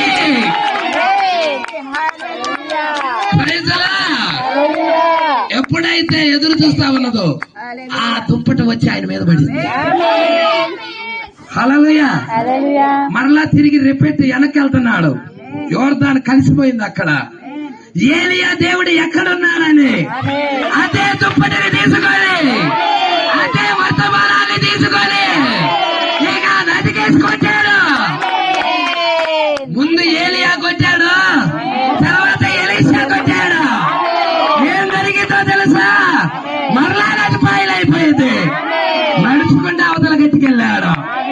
ఓ నీకు మరణం త్రోవ ఇవ్వాలంటే, నిత్య జీవంలోకి వెళ్ళాలంటే, ఆ ధరికి వెళ్ళాలంటే, కాలమనే ధరను దాటుకొని వెళ్ళాలంటే ఒక వర్తమానం కావాలి నీకు. ఏలియా వర్తమానం కావాలి నీకు. ప్రజలా, ఎంతమందికి తెలుసు ఈ కాలానికి ఏలియా రావాలని? తెలుసా అసలు ఏలియా రావాలని సంగతి? ప్రైజ్లా, మీకు చూపిస్తాను లేఖనం. మీరందరూ చక్కగా ఆ వాక్యం వైపు తిరిగి ఆనందిస్తారని నమ్ముతున్నాను. మత్తయి సువార్త 11వ అధ్యాయం, మత్తయి సువార్త 11వ అధ్యాయం 14వ వచనం. ఈ సంగతిని అంగీకరించుటకు యేసు మాట్లాడుతున్నాడు ఇక్కడ. యేసే స్వయముగా చెప్తున్నాడు రెండవ రాకడ గురించి.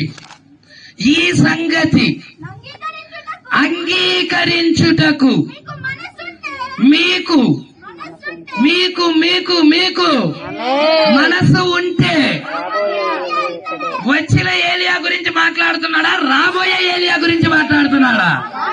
రాబోయే ఏలియా. రెండో రాకడికి ముందుగా ఏలియా రావాలి. భయంకరమైన దినానికి ముందు ఏలియా రావాలి. ఇక్కడేమో యేసు చెప్తున్నాడు మత్తయి 11:14 మత్తయి సువార్త 11వ అధ్యాయం 14వ వచనంలో యేసే చెప్తున్నాడు ఏలియా రావాలి అని. మలాకీ గ్రంథము 4వ అధ్యాయము 1 నుండి చూస్తే, ఏలయనగా నియమించబడిన దినము వచ్చుచున్నది, కొలిమి కాలునట్లు కాలును. గర్విష్ఠులందరూ దుర్మార్గులందరూ కొయ్యి కాలువలే ఉంటారు. వారికి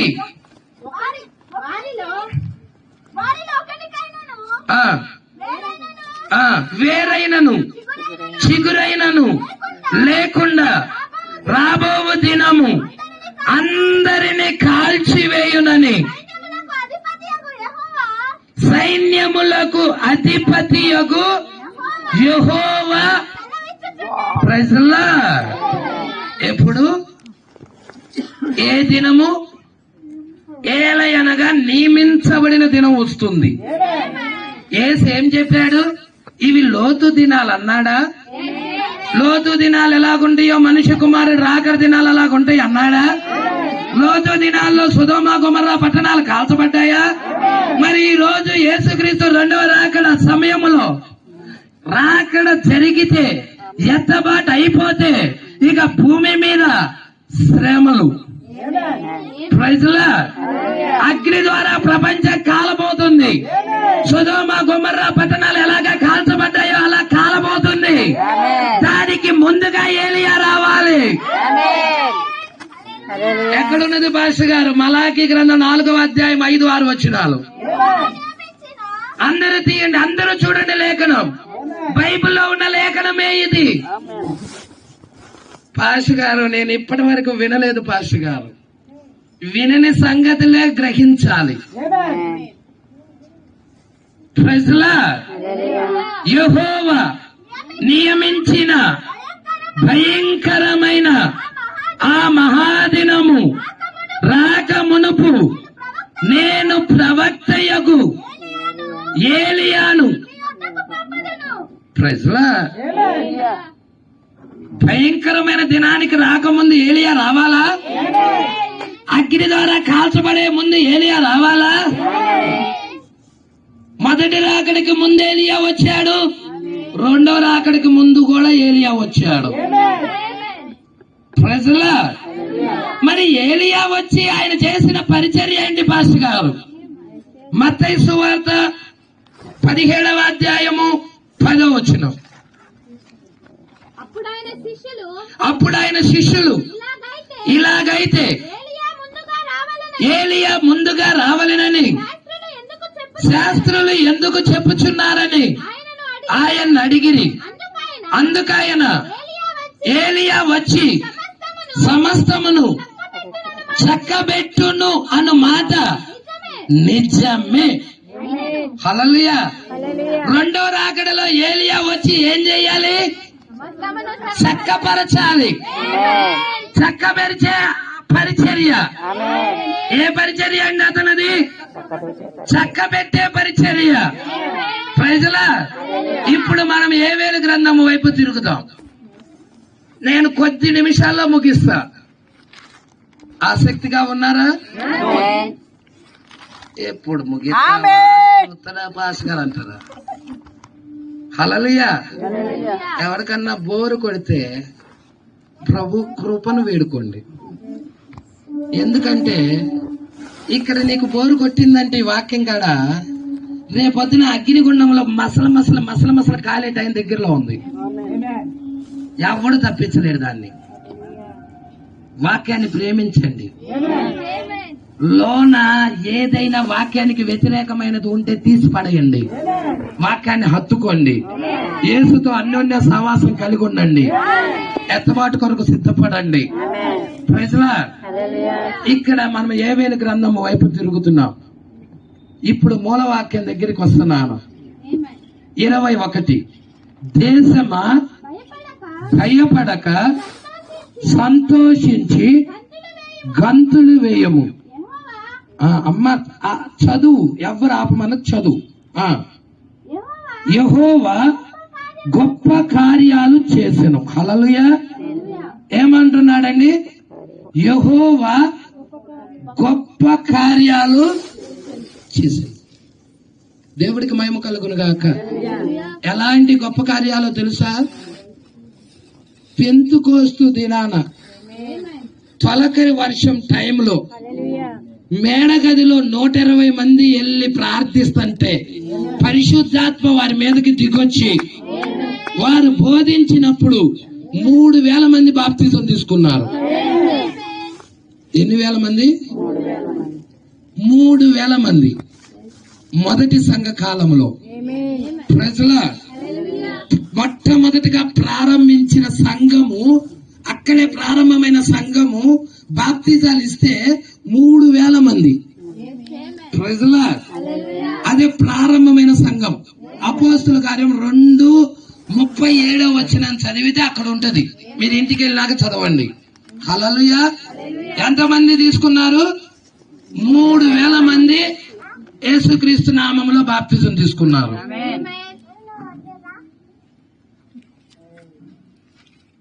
ఎలా తీసుకున్నారు? యేసుక్రీస్తు నామములో 3000 మంది బాప్తిజం తీసుకున్నారు. ప్రజల ఆ తర్వాత మనం చూస్తున్నాం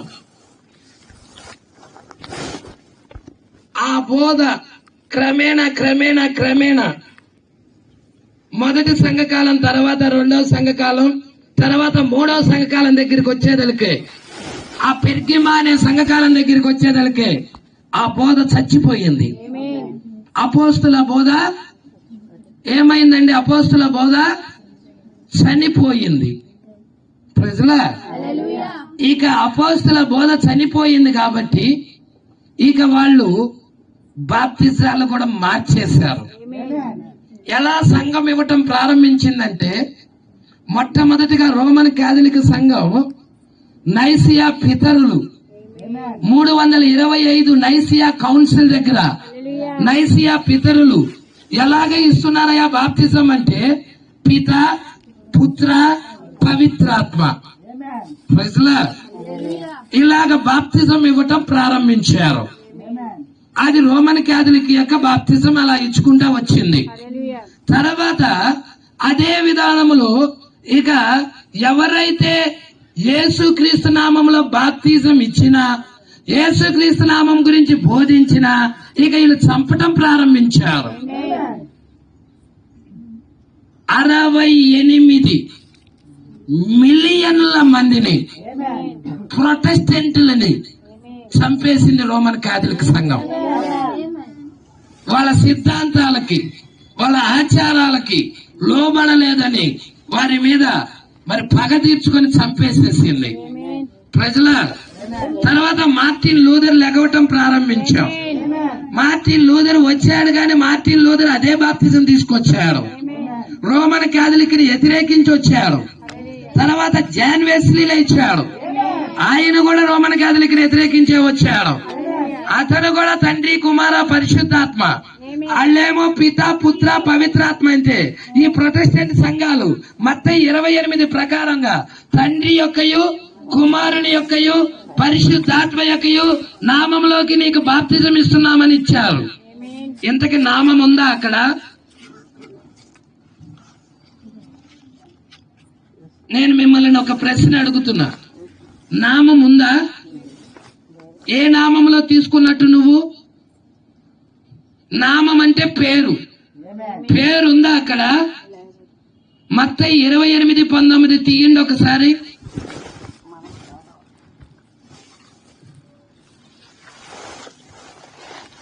మత్తయి సువార్త 28వ అధ్యాయం 19వ వచనం. కాబట్టి మీరు వెళ్ళి సమస్త జనులను శిష్యులుగా చేయుడి, తండ్రి యొక్కయు, కుమారుని యొక్కయు, పరిశుద్ధాత్మ యొక్కయు నామము లోనికి. నామం ఉందా? పేరుందా అక్కడ? యేసు చెప్పాడు నామంలో ఇవ్వమని, పేరులోకి ఇవ్వమన్నాడు. ఎవరికి? శిష్యులకి. 11 మంది శిష్యులకి. వాళ్ళు ఇలాగే పలికారా లేక పేరులోకి ఇచ్చారా? పేరులోకి ఇచ్చారు. తండ్రి పేరు యేసుక్రీస్తు, కుమారుడి పేరు యేసుక్రీస్తు, పరిశుద్ధాత్మ యొక్క పేరు కూడా యేసుక్రీస్తే. ఆ పేరులోకి ఇచ్చారు వాళ్ళు. 3000 మంది మొట్టమొదటిగా యేసుక్రీస్తు నామంలో బాప్తిజం తీసుకున్నారు వాళ్ళు. మరి రోమన్ క్యాథలిక్ యొక్క బాప్తిజాన్ని కాపీ కొట్టి ప్రొటెస్టెంట్ సంఘాలు ముందుకొచ్చాయి. ప్రజల ఒక్క దేవుడికి బదులుగా త్రియేక దేవుడు అని. రోమన్ క్యాథలిక్ ఎలాగ బహుదేవత ఆరాధన చేసినదో అలాగ ప్రొటెస్టెంట్ సంఘాలు కూడా బహుదేవత ఆరాధన కిందకి వెళ్ళిపోయాయి. ప్రజల అలాంటి స్థితిలో ఉండినప్పుడు మరి కాలానికి చివరి దినానికి దేవుడు ఏలియాను పంపిస్తున్నాడు. ఏలియా వర్తమానం ఏం చేస్తుందంటే చక్కపరచాలి, తిరిగి మరలా ఆది అపోస్తల బోధ వైపుకి తీసుకెళ్లాలి, తిరిగి మరలా మూల విశ్వాసం వైపుకి తీసుకెళ్లాలి. శిష్యులు ఏదైతే బోధించారో, శిష్యులు ఎలాగైతే బాప్తిజాలు ఇచ్చారో, ఏ నామంలో అయితే ఇచ్చారో, తిరిగి మరలా ఈ కాలపు ఏలియా వచ్చి ఆ బోధ దగ్గరికి తీసుకెళ్లాలి. అందుకే యేవేలు ప్రవక్త అంటున్నాడు, తొలకరి వర్షము తిరిగి మరలా ఈ కాలంలో రావాలని. తొలకరి వర్షం అంటే విత్తనాలు వేసేటప్పుడు వచ్చే వర్షం. ఇప్పుడు ఇది విత్తనాలు వేసే కాలం కాదు, ఇది కోత కోసే కాలం, ఇది కొట్లో కూర్చుకునే కాలం. మరి ఈ కాలంలో కడవర వర్షం సరిపోతుంది. మరి తొలకరి వర్షం కూడా ఎందుకు వచ్చిందయ్యా అంటే పునాది పాడైపోయింది, అపోస్తుల బోధ పాడైపోయినది. అందుకే తిరిగి అపోస్తుల బోధన తీసుకురావడానికి ఏలియాని పంపించాడు, చక్కపరచడానికి. ప్రైజలా, దేవుడికి మహిమ కలుగును గాక. అందుకే ఇక్కడ అంటున్నాడు, చదువుదాం. దేశమా భయపడకు, సంతోషించి వాక్యపక్షాన ఉంటే గంతులు వేయి. ప్రజలా, యెహోవా గొప్ప కార్యాలు చేసాడు. చూసారా అండి? మొట్టమొదటి సంఘం 3000 మందికి బాప్తిజం ఇస్తే ఏలియా వచ్చి ఈ చివరి కాలంలో 30,000 మందికి తిరిగి బాప్తిజం ఇచ్చి ఉన్నాడు యేసుక్రీస్తు నామములో. 10 రెట్లు ఎక్కువండి. పెంతుకోస్తుకి 10 రొట్టెలు ఎక్కువ. ప్రజల యేసుక్రీస్తుని సొంత రక్షకుడిగా అంగీకరించారు. అందుకే యెహోవా గొప్ప కార్యాలు చేసెను. పశువులారా, భయపడకుడి. పశువులారా అనేదానికి జంతువులు అనుకోవాక. హల్లెలూయా. పశువులారా భయపడకుడి. భయపడద్దు అంటున్నాడు. ఎవరిని గురించి మాట్లాడుతున్నాడు ఇక్కడ? ఆయన వధువు గురించి. హల్లెలూయా. భయపడకుడి. గడ్డి పీళ్లలో పచ్చిక మొలుచును, చెట్లు ఫలించును, అంజూరపు చెట్లు, ద్రాక్ష చెట్లు. సమృద్ధిగా ఫలించును. ఇప్పుడు మనమెవరు? ద్రాక్ష చెట్లు. అంజూరపు చెట్లు ఎవరు? ఇశ్రాయేలు ప్రజలై ఉన్నారు. ప్రపంచానికి చెల్లా చెదురైన ఇశ్రాయేలు ప్రజలందరూ వారు ఆ స్వదేశానికి వెళ్ళారా? తిరిగి మరలా అంజూరపు చెట్లు లేతదై చిగురించిందా? ద్రాక్ష చెట్లు కూడా ఫలిస్తున్నాయా? వర్షం వచ్చింది. ఏ వర్షము? కడవరి వర్ష, తొలకరి వర్ష. వినుటకు చెవులు గలవాడు వినుగాక. ఆత్మ చెప్పే స్వరం చెవి గలవాడు వినుగాక. Praise lord. 23. సియోను జనులారా, యెరూషలేము కుమార్తెలంటే ఇశ్రాయేలు ప్రజలు. సియోను జనులంటే అన్యజనులు. అన్యజనుల్లో ఉన్న వధువు, ఎత్తబడే వధువు. సియోను జనులారా, ఉందా ఇక్కడ సియోను? సియోను స్త్రీ ఉన్నారా? సియోను జనులున్నారా? మీ గురించే ఈ లేఖనము. ఎవరు రాస్తున్నారు? యోవేలు ప్రవక్త ముందుగానే రాస్తున్నాడు. యోవేలు ప్రవక్త ఏం జరగబోతుందో చూసి రాస్తున్నాడు. సియోను జనులారా, ఉత్సహించి నీ దేవుడైన యెహోవా యందు సంతోషించుడి, వాక్యం యందు ఆనందించండి. మరలా చెప్తున్నా, ఆనందించండి, గంతులెయ్యండి. హల్లెలూయా. ఒక మంచు బిందువు, రాత్రి కాలంలో జన్మించిన మంచు బిందువు, అది రాత్రి కాలంలో పుట్టి ఉన్నది. కానీ సూర్యుడు తూర్పున ఉదయిస్తున్నప్పుడు, సూర్యుడి యొక్క వెలుగు మంచు బిందువులు తాకుతున్నప్పుడు అది గంతులేస్తుంది. మంచు బిందువే విశ్వాసి. ఒక విశ్వాసి మంచు బిందువుకు సాదృశ్యము. నీతి సూర్యుడైన యేసుక్రీస్తు ఈ కాలంలో వచ్చాడు. Praise Lord. చూడండి, మలాకీ గ్రంథం 4వ అధ్యాయం 2వ వచనం. అయితే నా నామమందు, భయభక్తులు గలవారకు ఆయన నామం ఏంటో చెప్పండి. ఊరుగ భాష గారు తండ్రి, కుమార, పరిశుద్ధాత్మ అంటారా? మీకోసం ఒక లేఖనం చూపిస్తా. ఇది చూసి అక్కడికి వెళ్దాం. నా నామమందు భయభక్తులు గలవారకు మీకు నీతి సూర్యుడు. ఎవరా నీతి సూర్యుడు? ఈ కాలంలో వచ్చారా? భూమి మీదకి వచ్చారా? ఆయన కిరణాలు, ఆయన వాక్యం ప్రకటించబడుతుందా? ఆయన తేజస్సు ఇక్కడ ఉన్నదా? ఆయన వర్తమానం ఇక్కడ ఉన్నదా? ఆయన వెలుగు ఇక్కడ ఉన్నదా? నీతి సూర్యుడి యొక్క వెలుగు ప్రజలా ఉందా ఇక్కడ? నీతి సూర్యుడు ఉదయించును. ఎవరికి? ఆయన నామమందు భయభక్తులు గలవారగు మీకు. హల్లెలూయా. ఇంతకైన నామం ఏందో చూద్దాం. జకర్యా గ్రంథం 14వ అధ్యాయం 7వ వచనం. ఆ దినము ప్రత్యేకమైనదిగా ఉండును, అది యెహోవాకు తెలియబడిన దినం. పగలు కాదు, రాత్రి కాదు, అస్తమయ కాలమున వెలుతురు కలుగును. చదువమ్మా ఆత్మల్లా. ఆ దినమున జీవజలములు యెరూషలేము నుండి పారి సగము తూర్పు సముద్రమునకు సగము పడమటి సముద్రమునకు. సగమేమో జీవజలాలు ఎక్కడికి దిగుతున్నాయి? తూర్పు వైపు. ఇంకా సగమేమో పశ్చిమం వైపు. పశ్చిమాన ఉన్న జనులు ఉన్నారా? ఇక్కడ ఉన్నారా? జీవజలాలు వచ్చాయా? హల్లెలూయా. సాయంకాలపు వెలుగు వచ్చిందా? సాయంకాలపు వర్తమానికుడు వచ్చాడా? తూర్పు నుండి యూదులు, పశ్చిమం మనమున్నాం. సగమేమో తూర్పు వైపు యూదులకు వెళ్తుంది వర్తమానం, సగమేమో పశ్చిమం వైపు.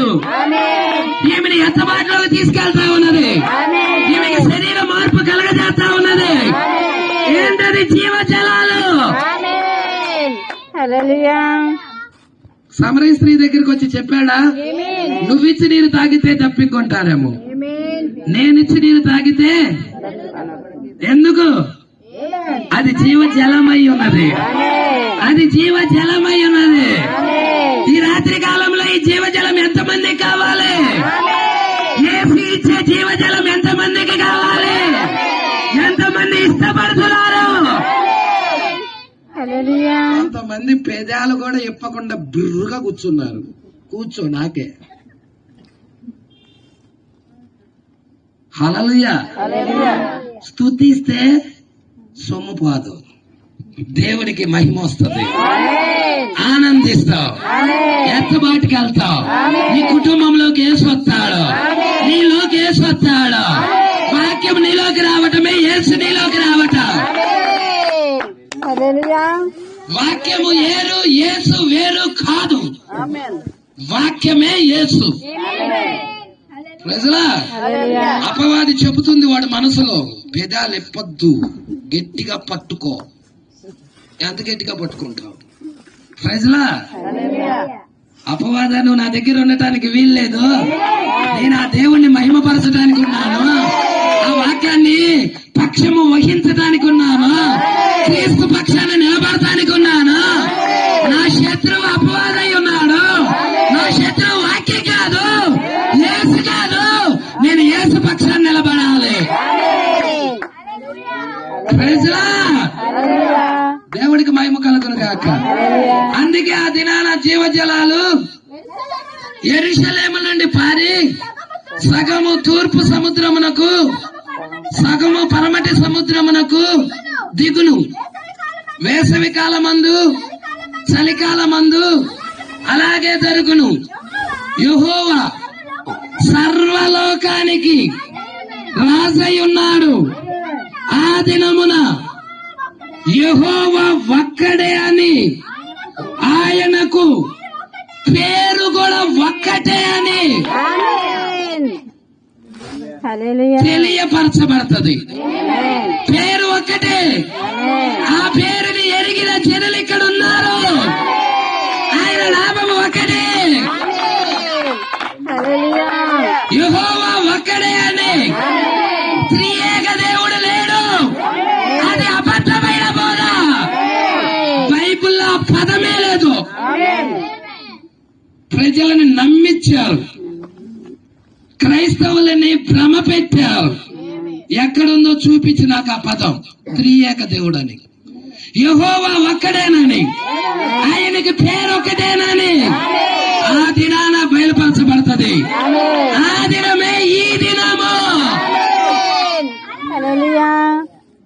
ప్రజలా, ఈ కుటుంబం పిలిచినా పిలవకపోయినా, మీరు పిలిచినా పిలవకపోయినా, ఈ సత్యము ఉన్నది ఉన్నట్టు చెప్తున్నా. అంగీకరించండి, అంగీకరించకపోండి, అది మీ ఇష్టం.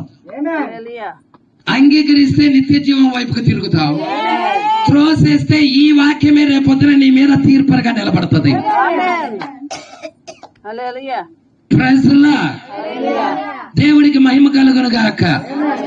ఎవరిని నేను భయపెడతానికి చెప్పటం లేదు, సత్యము పక్షాన వహించి చెప్తున్నాను, సత్యము పక్షాన నిలబడి చెబుతున్నాను.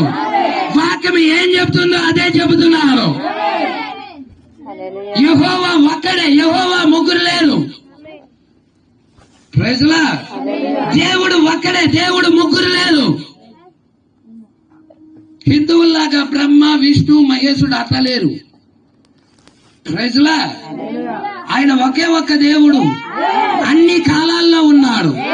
తండ్రి కాలంలో ఉన్నాడు, కుమారుడు కాలంలో ఉన్నాడు, పరిశుద్ధాత్మ కాలంలో కూడా ఉన్నాడు.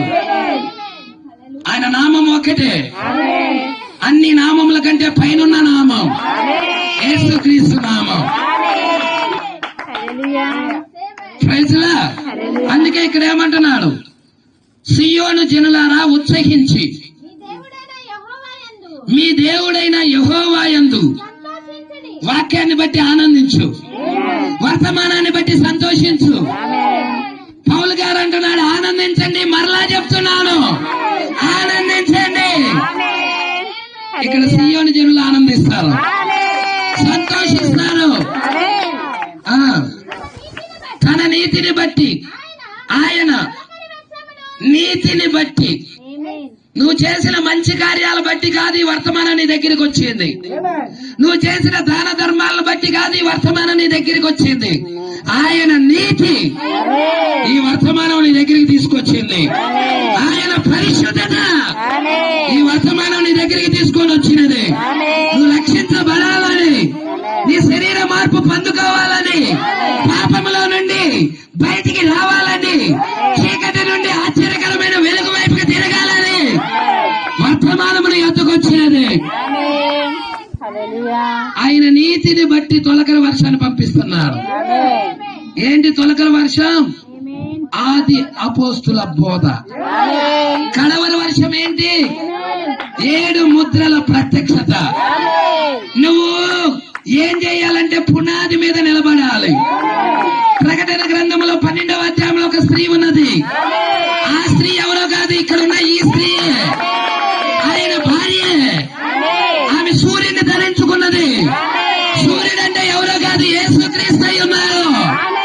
వాక్యాన్ని ధరించుకొని ఉన్నది. 12 నక్షత్రాల కిరీటాన్ని పొందుకున్నది. 12 నక్షత్రాలు 12 మంది అపోస్తులై ఉన్నారు. అపోస్తుల బోధన ధరించుకున్నదామె, కిరీటముగా కలిగి ఉన్నదామె, పాదాల కింద చంద్రుడై ఉన్నాడు. ఆమె చంద్రుడి మీద నిలబడినది. ప్రైజలా. చంద్రుడు ధర్మశాస్త్రానికి సూచనగా ఉన్నాడు. ఆమె మరి ధర్మశాస్త్రానికి సూచనగా ఉన్న చంద్రుడి మీద నిలబడినది. ఇక కృపను హత్తుకుంటుంది. కృపాకాలం వైపు తిరుగుతుంది. ప్రైజ్లా. ఎంతమంది ఇక్కడే ఉన్నారు? కృపను హత్తుకుంటావా? ఆ స్త్రీయే నువ్వు. ఆమె మగ శిశువుకి జన్మనిచ్చినది. ఆ శిశువు యేసుక్రీస్తు అయి ఉన్నాడు. కొత్త నిబంధన సంఘం, పాత నిబంధన సంఘం కూడా. ప్రకటన 12 ఇరువురికి సాదృశ్యం. ప్రైజ్లా. దేవుడికి మహిమ కలుగును గాక. అందుకే ఇక్కడ ఏమంటున్నాడు, సీయోను జనులారా ఉత్సహించి మీ దేవుడైన యెహోవా యందు సంతోషించుడి. తన నీతిని బట్టి ఆయన తొలకరి వర్షము మీకు అనుగ్రహించును. వాన కురిపించి పూర్వమందు వలె తొలకరి వర్షమును కడవరి వర్షమును మీకు అనుగ్రహించును. వచ్చిందది, ఆ వర్షం కురిచింది. ఇప్పుడు ఎంతమంది ఆహారాన్ని సిద్ధపరచుకోవడానికి ఇష్టపడుతున్నారు? 24లో అంటున్నాడు, కొట్లు ధాన్యముతో నిండును. ఇప్పుడు కొట్లు నిండా ధాన్యం ఉండాలి. గోధుమలు తీసుకెళ్ళటానికి యేసు గోధుమలను తీసుకొని తన రాజ్యమునికి తీసుకెళ్ళటానికి ఆర్భాట వర్తమానంతో వచ్చాడు.